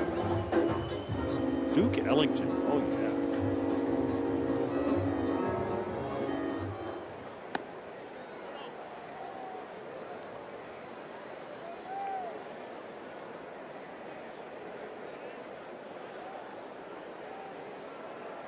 Two and 0 a hitter's count on Rizzo. The Yankee in foul territory is going to have room. Perhaps Estrada learned a lesson from the pitch he threw. Old wouldn't give in to Rizzo there on 2-0. Threw him a changeup, and lo and behold, another pop-up. The theme of the afternoon continues.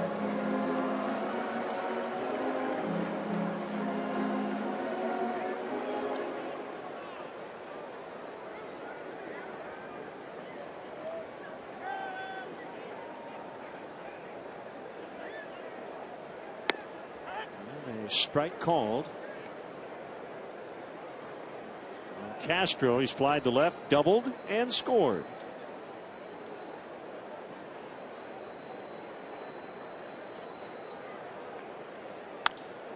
He drills one out into right center, and it's going to drop and get to the wall. And in fact, it's in the ivy. I have no idea why Schaefer would reach in, but he did. Fortunately for him, he pulled it out. Well, you are taught here as an outfielder, when it does that, you put your hands up. That dead ball. If you reach in and then you have a hard time getting it out, ball's in play. Base runner can take all he wants. Castro continues to drive the baseball. Doubled left center last time. This time in that right center alley that he's so good at exploiting. Yeah, he started to, and then he said, oh, I didn't get it. Once you reach in, it's a live ball. If a possum bites your arm off and the guy scores, they're not going to send him back to second. And that happened in 1934. Famous possum play here.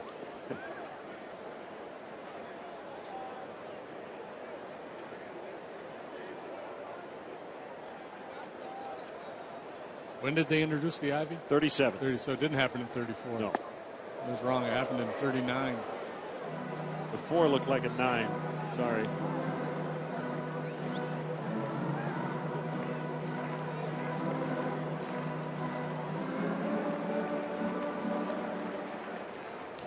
Castro, about a week into the season, had his average up around 300. He's basically sat there all year so far. You know, dropped down to the 270s, but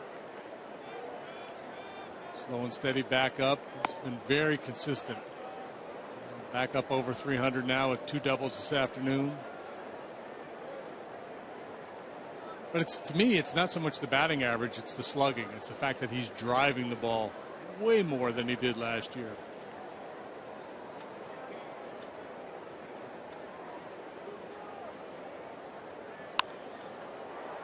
Pop fly left field. Davis will make the grab for the out.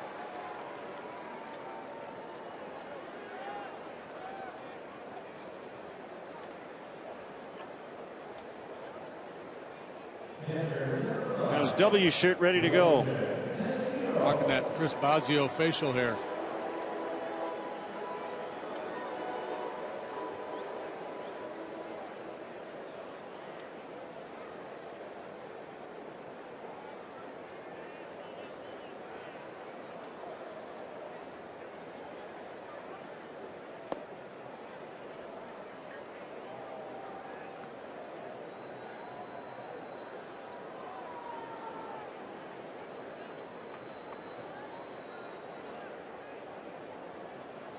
Over in New York, Hiroki Kuroda over Charlie Morton, who drops to 0-6. 4-3 Yankees. First of a doubleheader.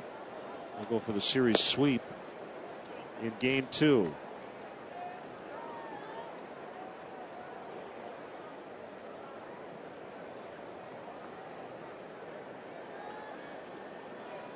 Estrada approaching 100 pitches. He has not had a 1-2-3 inning yet today. There is action in the Brewer bullpen.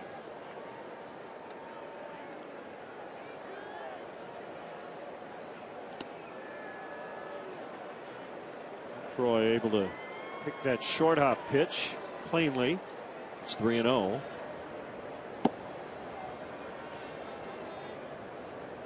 Rob Wooten.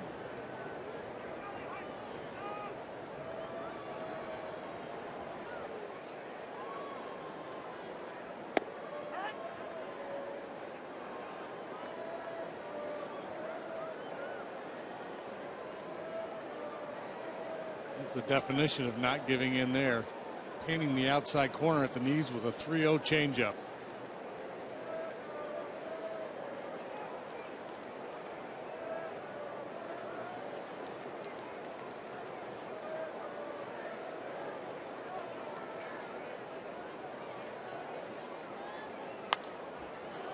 Popped up. The Yankee makes a catch and the inning is over. It's 4-2 Cubs as we head to the 6th.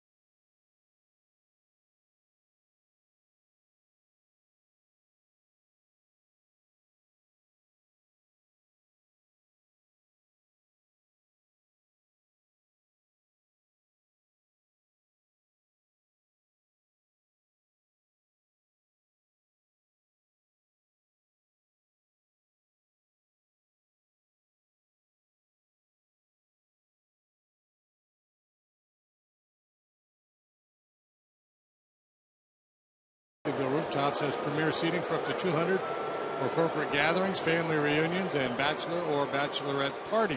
Individual group tickets are available for all games. For more details, go to WrigleyvilleRooftops.com or call 773-248-ROOF.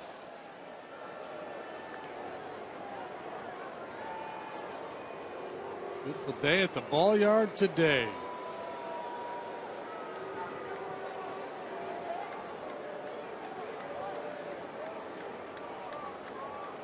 Travis Wood came in with a May earned run average of 741.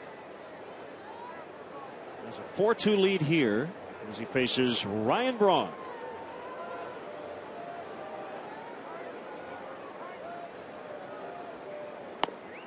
Swung on and missed.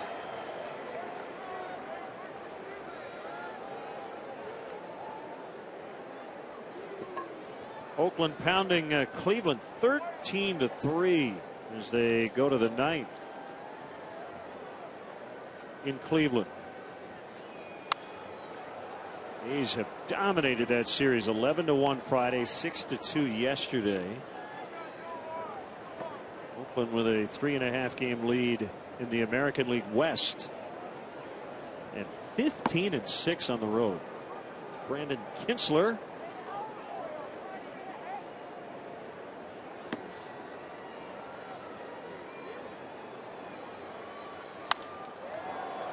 Deep to right, Kalish back on it, and he's got it as he bangs up against the bricks and the ivy. Ball really took off. Yeah, Braun has very good power to all fields. fair number of home runs to right field. This time he gives it a pretty good ride, but Kalish able to track it down. Just a moment to gather himself before backing into the brick.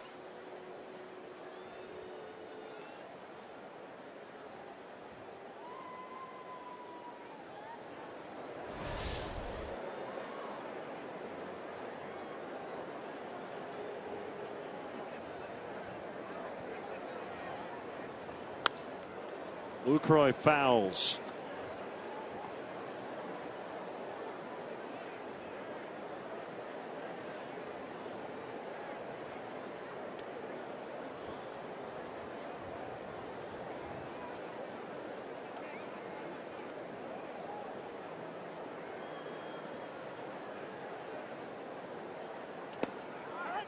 Takes a strike. It's 0-2.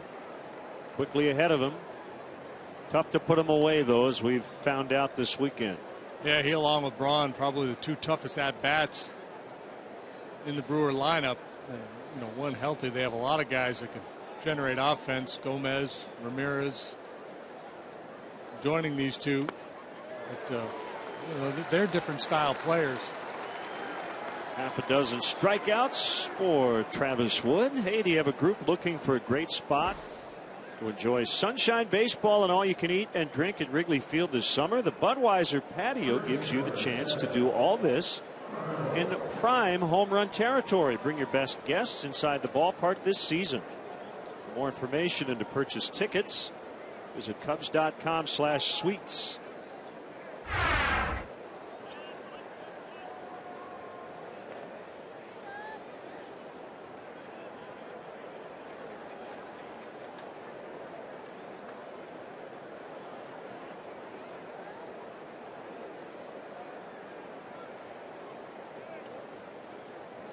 Walk and a strikeout for Reynolds. Off the outside edge. Not atypical, right? Mark Reynolds, the guy who strikes out a ton, but he'll also take his walks, and he hits a lot of home runs. He's a true outcome player. Home runs, walks, and strikeouts. Don't even need a defense behind a pitcher sometimes against these guys. Like home run derby. Brian Schlitter and Wesley Wright will each grab a ball.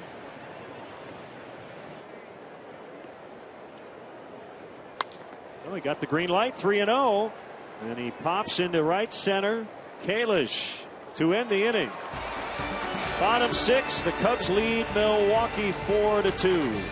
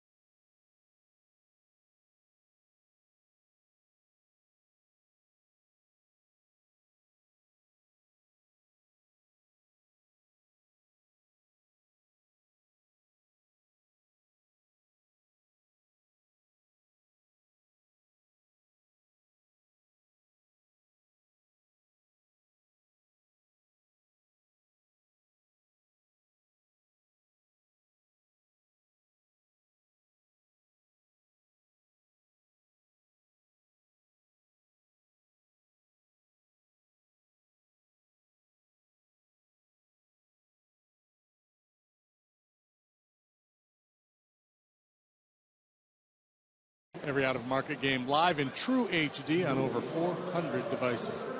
Visit Cubs.com for details. You can watch it on your Viewmaster. Right. It's been a good day for Travis Wood. Probably going to give up a home run or two on a day like this, and he has given up one, but that's it. And he's gotten good support from his offense. Not quite as good as last time out when they scored 17 for him, but big swing of the bat there by Mike Holt, his 9th. Continues to settle in, get more and more comfortable here at the big league level.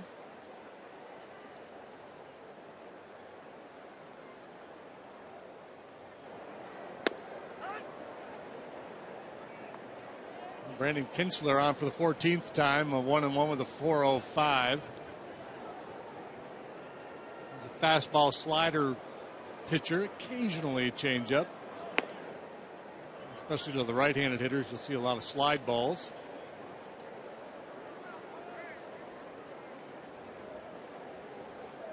It's kind of the opposite of Estrada. He's more of a ground ball type pitcher. 4 runs in 5 innings for Estrada.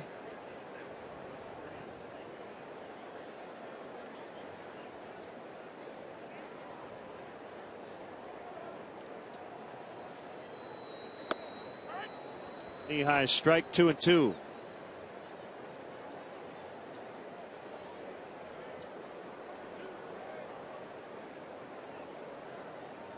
Kintzler from Las Vegas.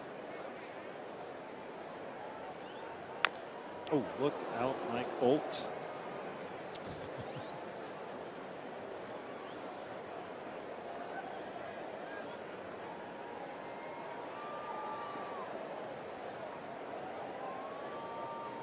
There's one where you just got to take a little time, let the pain subside, concentrate on the task at hand. I think it's just above the ankle, closer to the knee. I was talking with Anthony Rizzo the other day, who did something similar. He said his thing is to get right back in the box because he said there's a delayed reaction. So it's going to hurt more in about a minute. So get the at bat going. Don't think about it.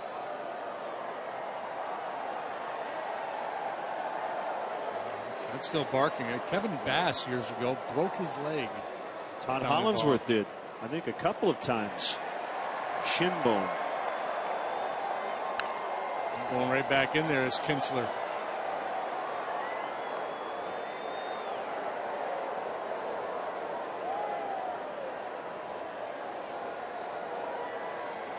See if he tries a slider away here.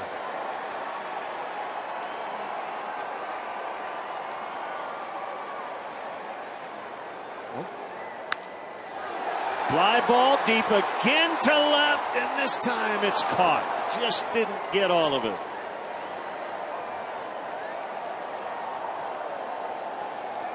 Hitting for his second today. Just kept trying to get into that kitchen with 2-seam fastballs, and this time wasn't going to let him in. He pulls the hands in, and it's a pretty good piece of it. It's not enough. Gets a little more air under it. Maybe it flies out of here.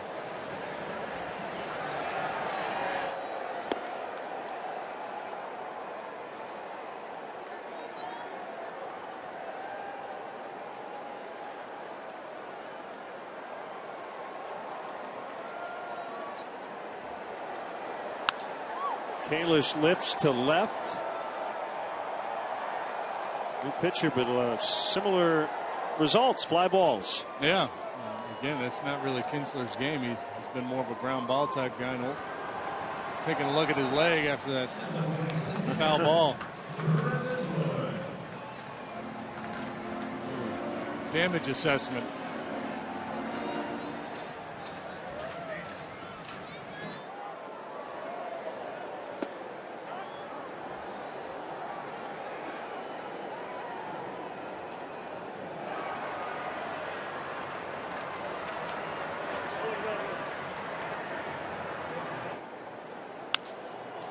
Broken bat pop up. Weeks with an easy play, and we'll head into the late innings. 7th inning around the corner, 4-2.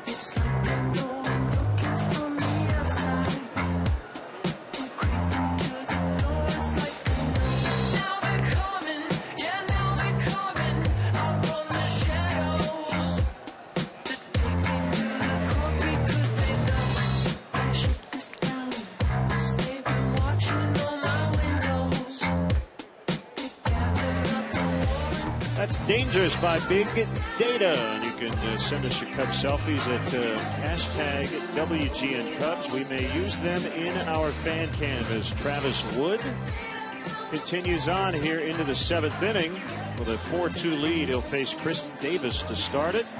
Great to have with us Northwestern men's basketball coach Chris Collins. Coach, how are you? I'm doing great. Thanks for having me, guys. Beautiful day at the ballpark. Oh, man. Throughout the first pitch. Can't beat it. Can't beat it. I felt good. I thought I got it over the plate. Got a nice strike to start the day off right. Yeah, set the tone. There's a pitch to Davis, and it misses. Ball 1. Well, a year in. How do you feel? You're back home. I feel good to still be in one piece, after the first go round, but it's so much fun. I mean, being back in Chicago, I was gone for about 20 years, and to come back home and have an opportunity to build a program at Northwestern, it's been a lot of fun, and feel good about our progress. Close, but got him at first.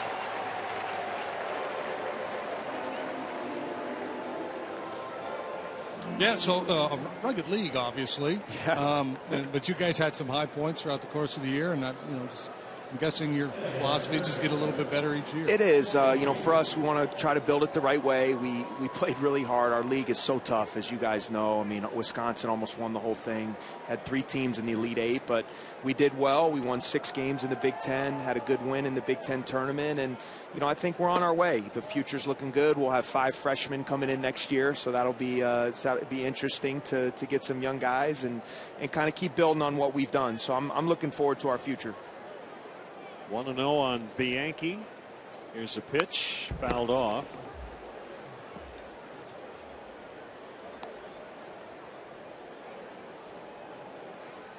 I know you look the situation. Home games at Duke.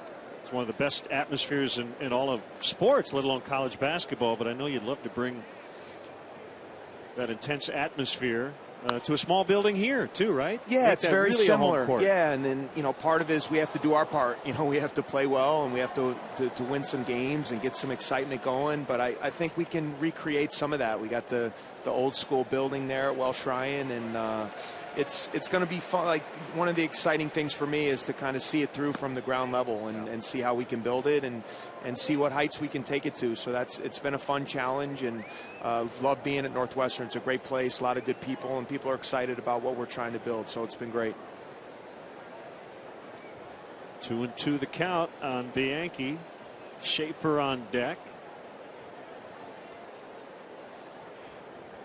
Here it is. Ooh. Yeah, he got him. a little delay. A little late call there, David Rackley. Rack him up, Rackley ultimately does. This is what, 1, 2, 3, 4, 5, 6 strikeouts, 7 for 7 Wood. and 4 looking. Yeah, and all on fastballs. I was talking about earlier. Once you establish that slow breaking ball, that fastball becomes a trick pitch for him. And we've seen it a number of times now. Guys just not able to pull the trigger on the heater. So, any bold predictions for next season's team? I mean, do you go into the guys, say we need to finish 500, we need to do this? I think we need to make another step forward. For us, thought we did some good things this year, but we are going to have a lot of young guys. But I think you want to keep trending upward, and so I'd like to see us do a little bit better in the non-conference than we did last year, and then carry that over into league play. And I think postseason should be a goal for us. I think if you don't set that as a goal, then you shouldn't be playing. So we want to win, but we also want to improve and continue to get better on the foundation that we laid this year. Do you find yourself sometimes having to back off the gas a little bit to just with young guys, and you want to get there in a hurry, but you feel like maybe you can't push them too hard? Yeah, I mean, I think everyone, you want to win now, and we still prepare to win every game, but you also have to have the patience and know, listen, I'm starting here fresh. It's year one. We're trying to put our staples into what we want our program to be about, and go from there. All right, you ready to sing? Let's do it. All right, it is time for the 7th inning stretch, brought to you by Budweiser with Chris Collins. Doctor for Take Me Out to the Ball Game, Northwestern University men's basketball coach Chris Collins. All right, Cubs fans, let me hear you. A 1, a 2, a 3. Take me out to the ball game. Take me out to the crowd. Buy me some peanuts and Cracker Jacks. I don't care if I ever get back, for it's root for the Cubbies. If they don't win, it's a shame, for it's 1, 3 strikes, you're out at the old ball game. Let's get some more runs.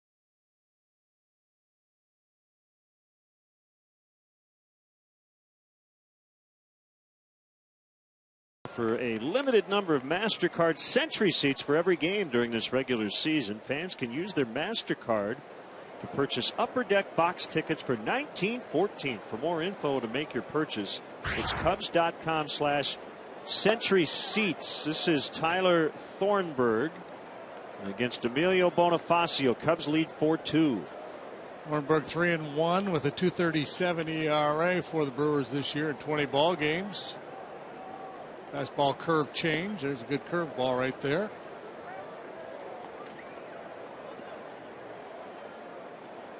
Fastball velocity up a little bit over last year, averaging just under 94 miles an hour. Kinsler with a 1.236 for the Brewers. Bullpens for both these clubs been really good in this series. Haven't needed them much. The starting's been really good. Segura's got to get rid of it quickly. He does, and he gets Bonifacio. Ricky Renteria might be coming out. And now he went up 2 steps and went right back down. Yeah, he's out. He's out. Nice play by Segura. As the Cubs look to add on here in the bottom of the 7th. Would have had a great chance if Bonifacio with his speed had been able to reach.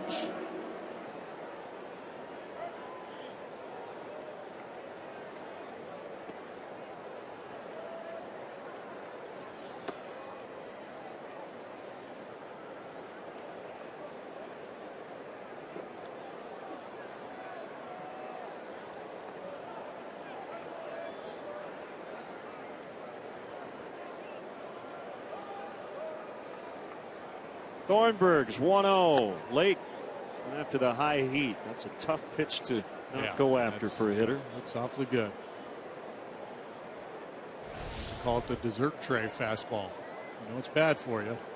It's hard to lay off. Thornburg's delivery has been compared to Tim Lincecum's. I can see it a little bit. He says it's not intentional. It's just what feels natural.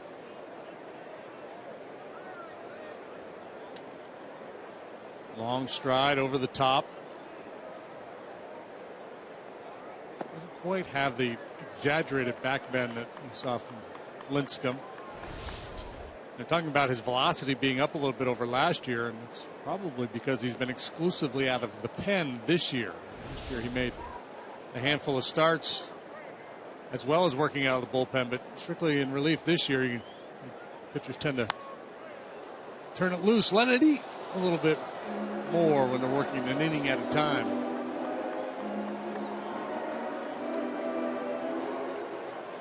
There's the high cheese.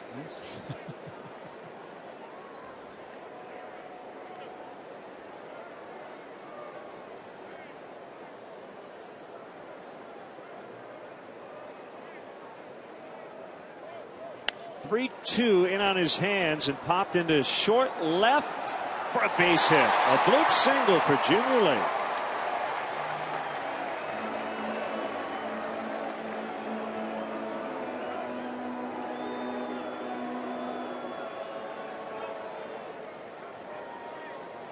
First single of the day, and fittingly it comes on yet another pop-up. Segura yielding there to Davis, and I'm not sure Davis was calling for it. He wasn't. Segura just made a determination that he wasn't going to be able to make a play on that ball.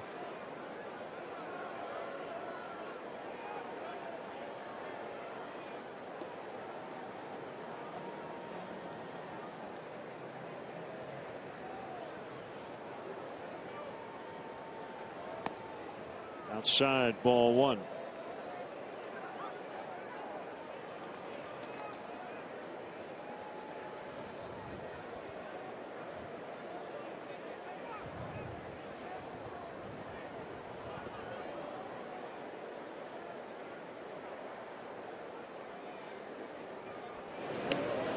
Rizzo has not joined in the fun yet today. He's the only Cub position player who hasn't reached base safely.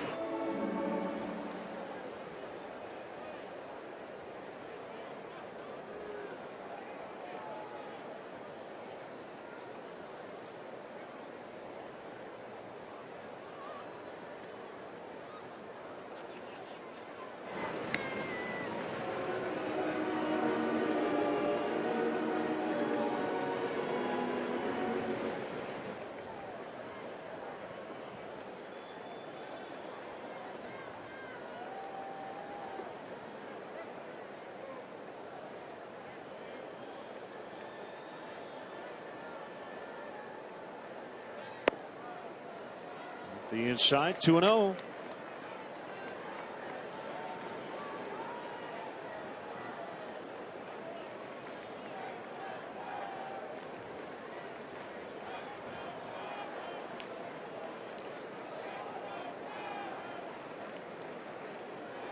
And a changeup from Estrada last time, 2-0. We're maybe more inclined to challenge. Lake takes off, and he is safe. He got his hand in. I think Gene Segura wants his manager to come out, and Ron Renicky will. Jonathan Lucroy was looking towards the dugout, too, hoping that Renicky would come out and press the case a little bit. Well, if he stays on the bag, he's safe. Yeah, he's safe.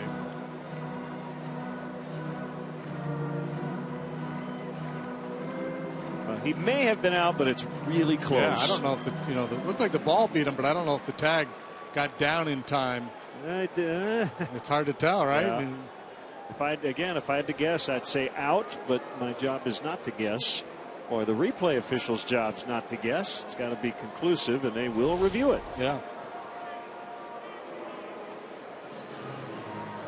Yeah, again, I've been fooled a couple times this year on plays. I've thought, well, yeah, it looks like it might be this, but clearly not enough evidence to overrule the call on the field. That seems to be the case here.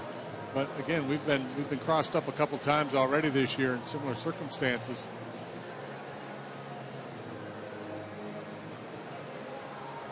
Understandable that Renicky would challenge here, down a couple runs in the 7th inning. That's a very important base runner out there for the Cubs.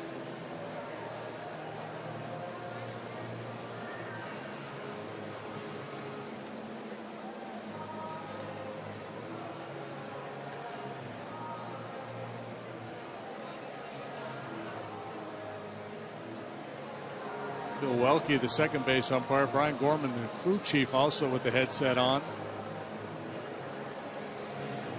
conversing with mission control.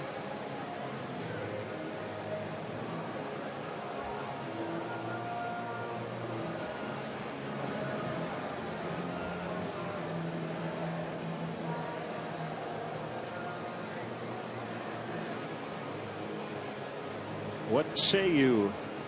Wow. Okay. Wow. Well, as I said, I do think they got him, but I'm not sure it was as conclusive. Yeah, but I mean, they did. Maybe they had a different look than we had, but I'm still trying to get a grasp of this. And kind of an indirect path there by Junior. He goes right to the base. See, right there, his hand's not on. Yeah. Yeah, but man, that's right. I don't know. It's ball 4. See, right? It's hard to tell where his hand is. And that look, there's a cloud of dust, so it's hard to tell. I think this is the best angle. See, right there, he's out. Yeah, he's still not out. Can you tell exactly when the glove hits the hand? I mean, the glove obscures the hand from the camera, but it's hard to know exactly when that tag is applied.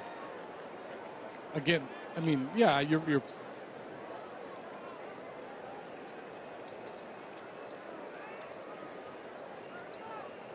again, what's the 80-20, 60-40 degree of certainty before you overrule a call?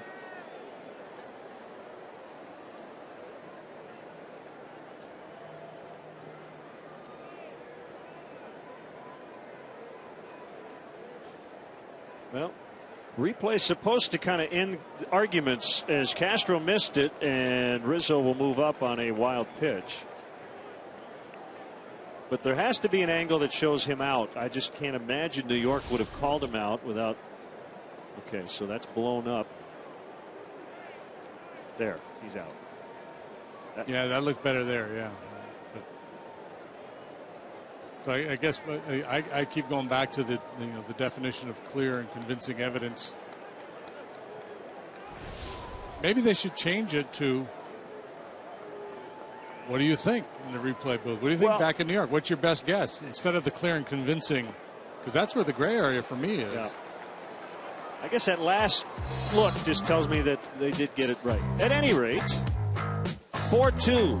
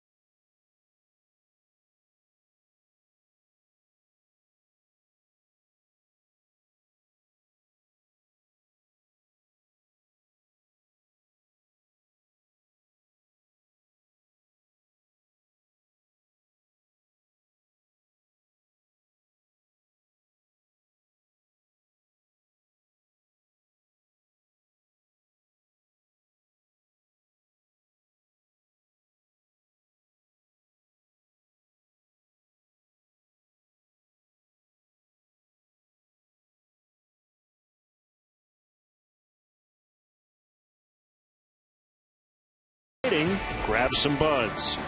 Ford, manufacturers of America's best-selling brand. Check out our best-selling lineup at your local Ford store or online at localfordstores.com. And by Xfinity, your home for the most live sports. Fun day at the old ballpark.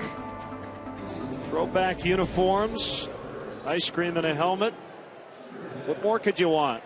Here's Brian Slitter. He'll face Scooter Gennett, who will bat in the pitcher's spot. Good numbers for Schlitter so far this year. He's been a real ground ball inducer so far. A two-seam fastball. So Wood walked 3 in the first inning, and he didn't walk anybody else. How about that? Yeah, just a great recovery after that shaky first. The prize fighter, he took one on the chin, wobbled a little bit, got to his corner, regrouped, came out swinging. Of his 7 innings, 5, 3 up, 3 down.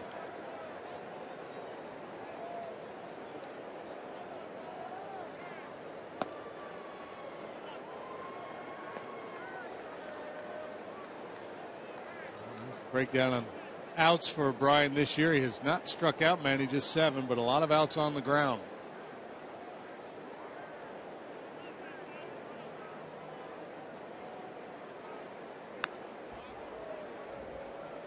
Two and 2.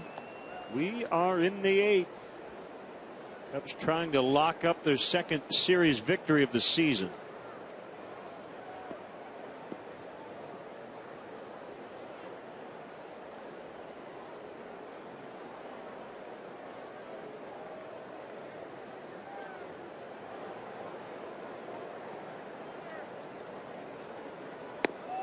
Called strike 3. Well, the Brewers have just stood there with their bats on their shoulders all day. Another caught looking.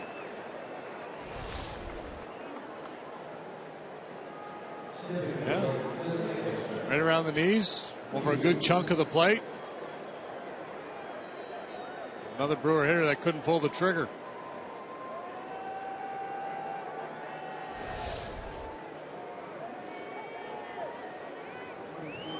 Weeks hit one onto Waveland his last time up. 2-run shot.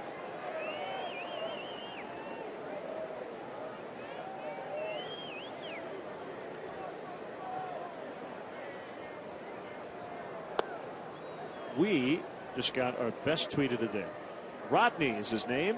Why don't the umpires dress in throwback uniforms on these special days? I agree.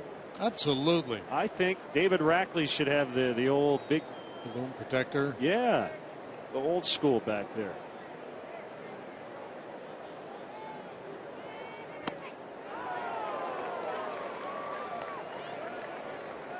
Yeah, and if I was managing, I'd want to go like Connie Mack with the suit and the fedora.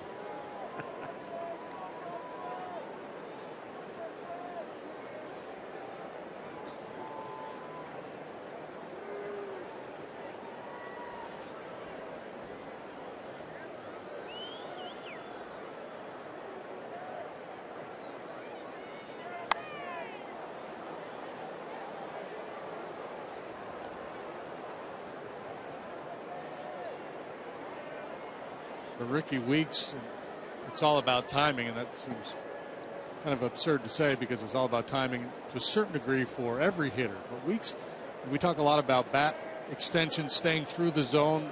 Ricky's not in the zone very long.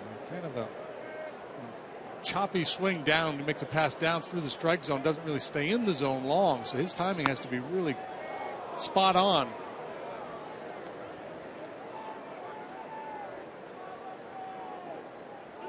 That's really what's so remarkable about this good run he's been on, because he's been coming off, off the bench a lot, starting sparingly. Tough to maintain that timing, but he's in a real nice groove right now.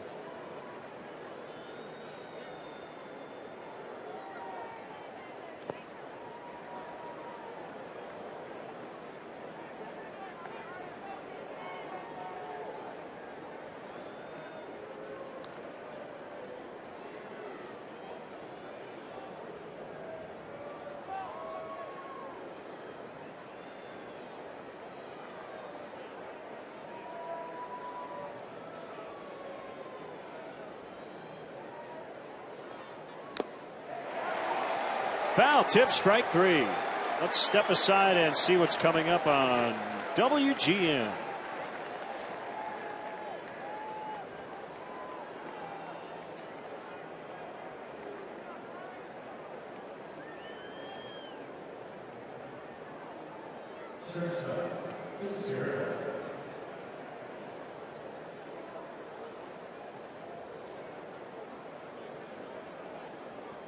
Two outs, nobody on.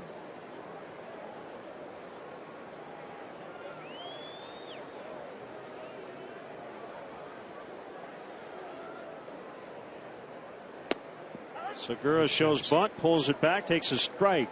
Brian, crisp with that heater today in terms of location and movement. The strikeout pitch was at 94, that one 93. It's almost as if we flashed those numbers up there at out distribution graphic showing the few strikeouts, and he said, wait a minute, fellas, I could strike some people out.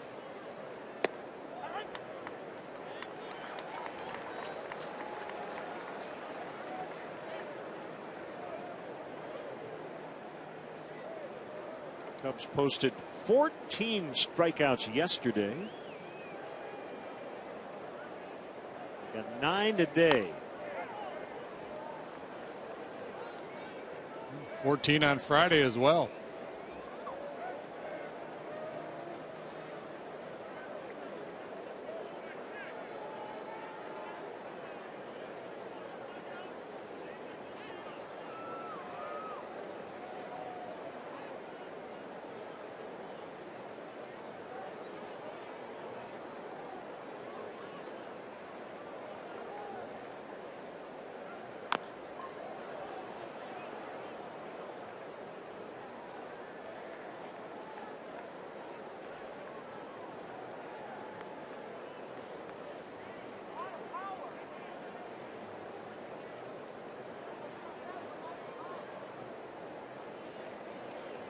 Much happening this inning, but Segura knows, man, if I can get on, I've got our best hitter on deck as the tying run.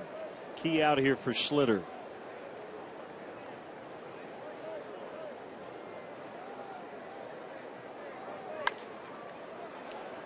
Castro gloves, throws out at first, inning over. 1-2-3 go the Brewers. Bottom of the 8th coming up.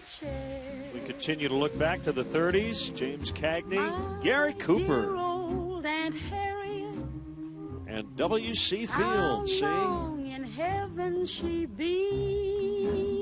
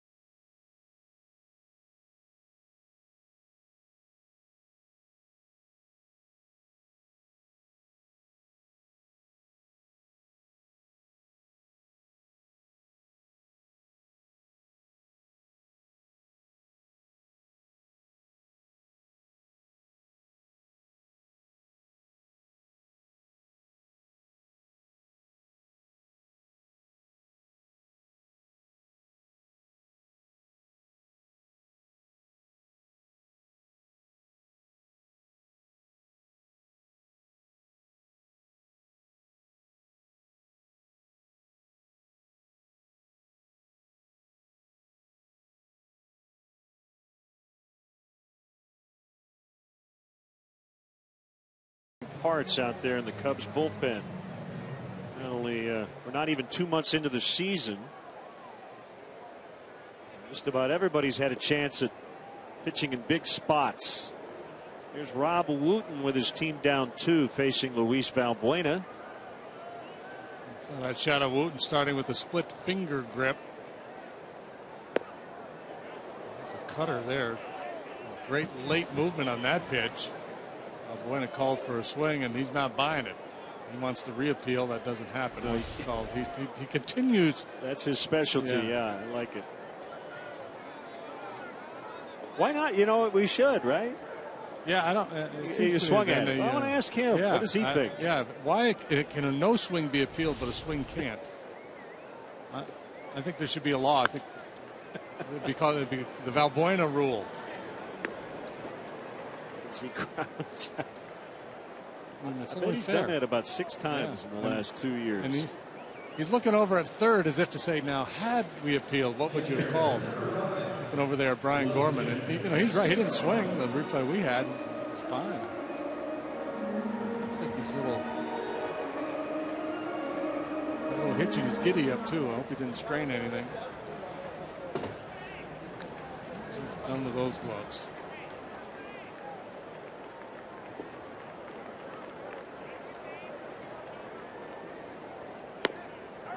A strike on Castillo.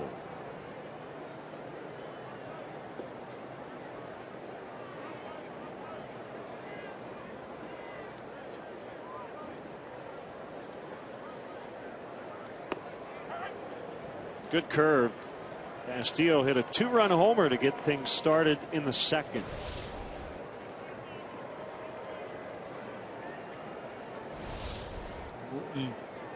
Not a power guy either. He's cutters and curveballs.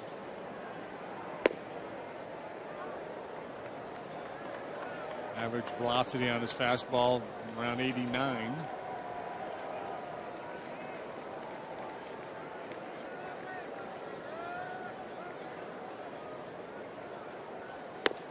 Swing and a miss. Strike 3.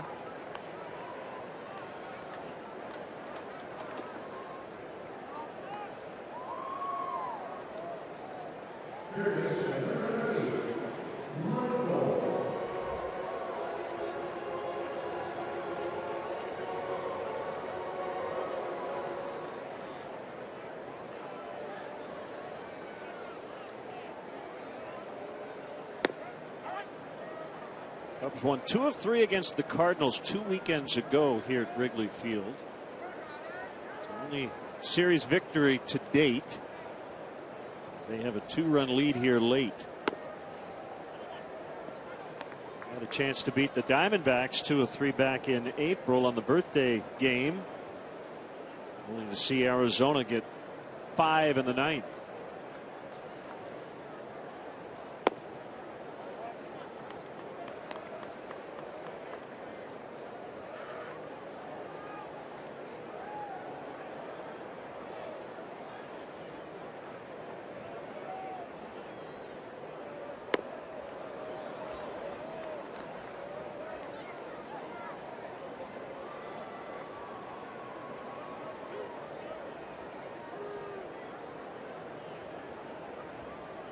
The 2-2 pitch off the end of the bat, and elevated out to Ryan Braun, who will lead off the 9th for Milwaukee against Hector Rondon when we come back.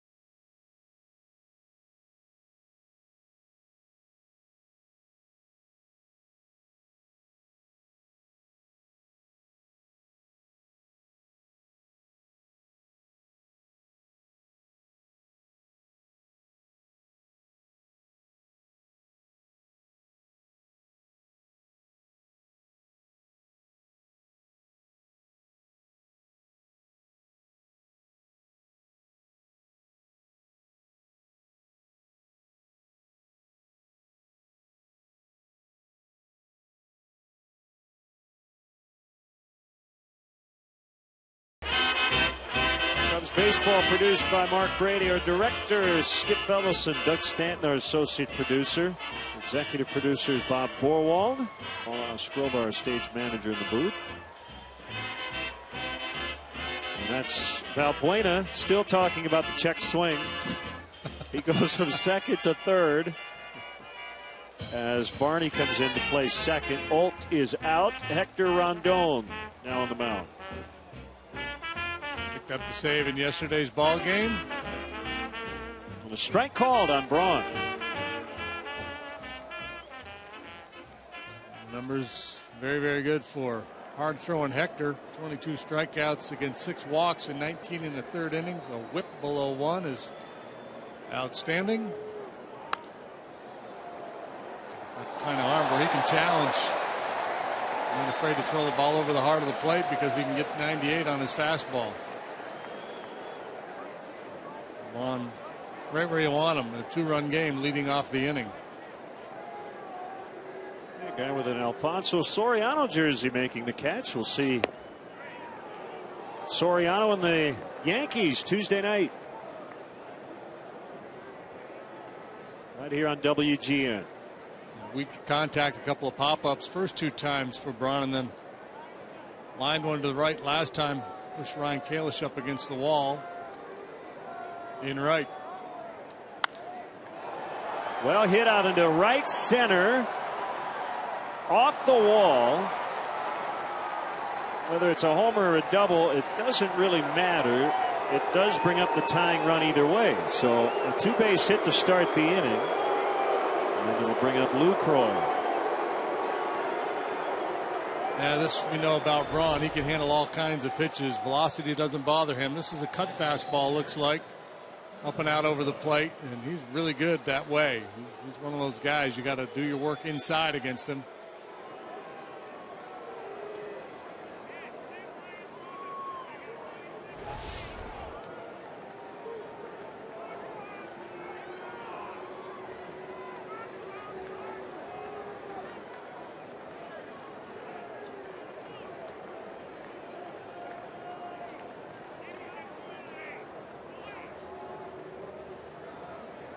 Hector 4 out of 4 in save chances this season.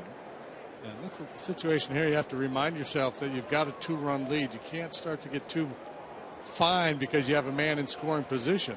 You got a run to work with. You almost have to treat it like there's nobody on base.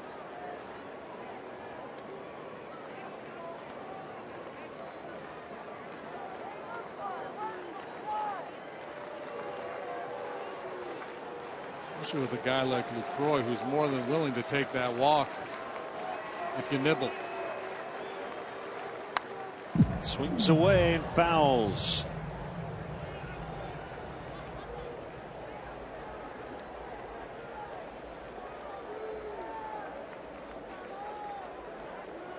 Don't know the circumstances. I believe there was an interference call according to Twitter, but the Rockies have turned a triple play against the Padres.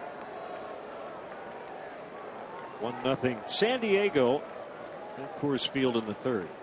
The 0-1 hit down the line. It's going to land foul.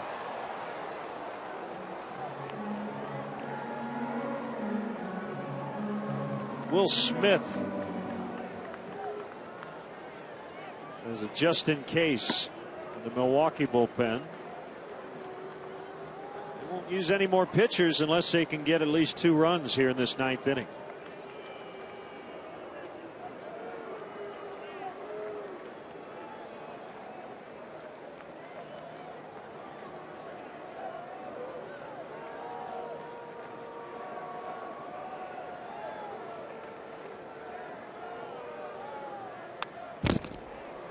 '98.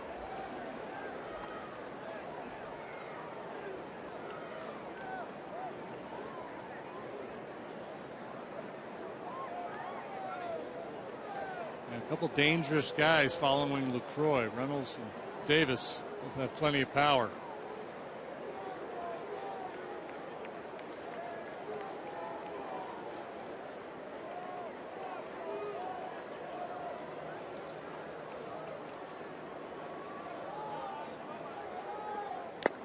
Foul tip, strike 3.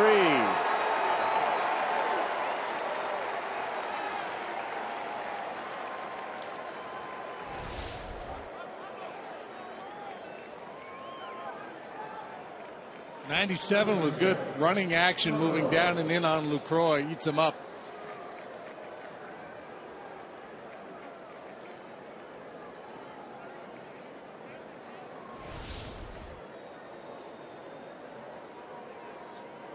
Suspect we're going to see some big swings here.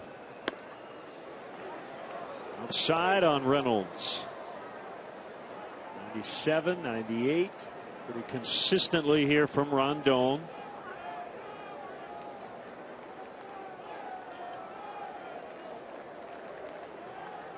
Braun at second. He doubled to start the inning.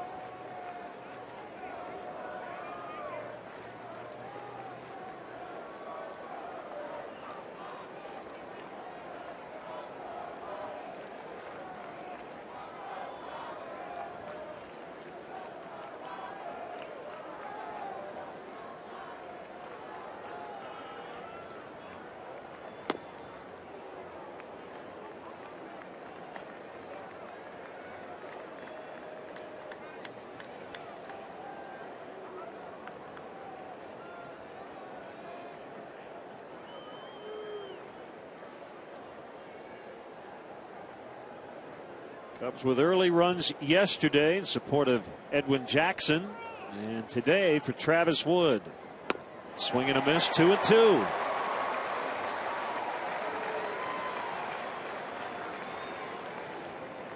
Not too many secrets here in this ninth inning. Nope. Just give me your best fastball. Yep. That's what Castillo's telling his pitcher.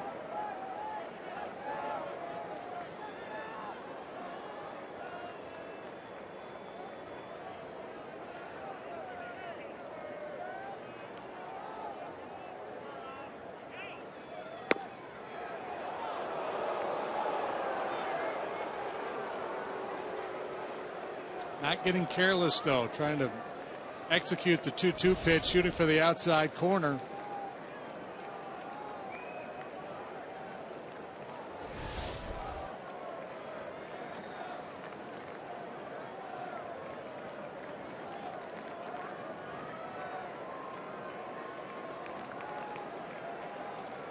Long look at Castillo.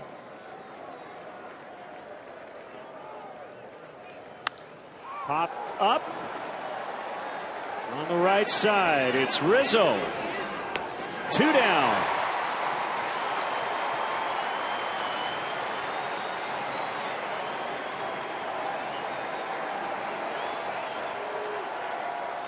Mark Reynolds would not be able to complain about not being challenged in that at bat. One heater after another from Rondon. Just got beat. Davis has come up with some big hits, even though he's at just .216 on the year. The power numbers this year, not what he did last year, but it's in there. He's a dangerous hitter. And they're going to change up their signs with that man on second base. Make sure they cover all their bases. And they're back in it now with 2 outs. Here in the ninth inning.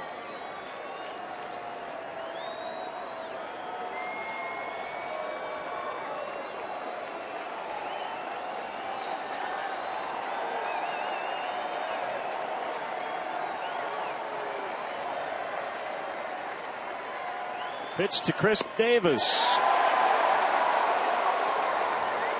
He's trying to hit one to Evanston on that swing.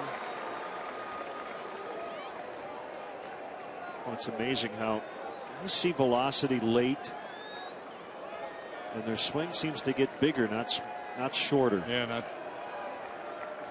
especially with 2 strikes. A guy like Davis, you don't mind him taking a big rip at one, but as the guys get deeper in the count, I think there'll be more of a willingness to shorten up. Rondon a strike away.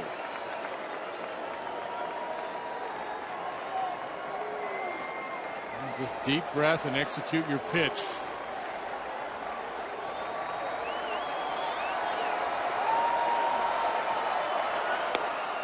Just outside.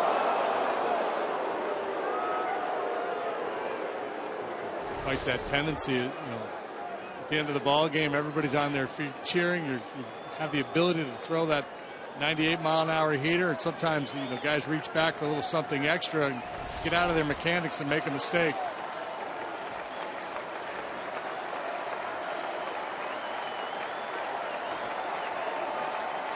A 1-2 pitch, swing and a miss. Cubs win 98 miles an hour from Hector Rondon. And they beat the first place Brewers for the second consecutive day. Formula pretty similar to yesterday. Early run support and a lot of strikeouts. Yeah, boy, Travis Wood able to dodge that bullet in the first. Bases loaded on walks, so clearly he was struggling with his command a little bit. Mike Gold made a big play to get him out of that inning, and then he found himself. Ended up pitching 7 innings of 2-run baseball. The bullpen, Schlitter and Rondon, outstanding today. A couple of big swings of the bat and a nice win for the Cubs.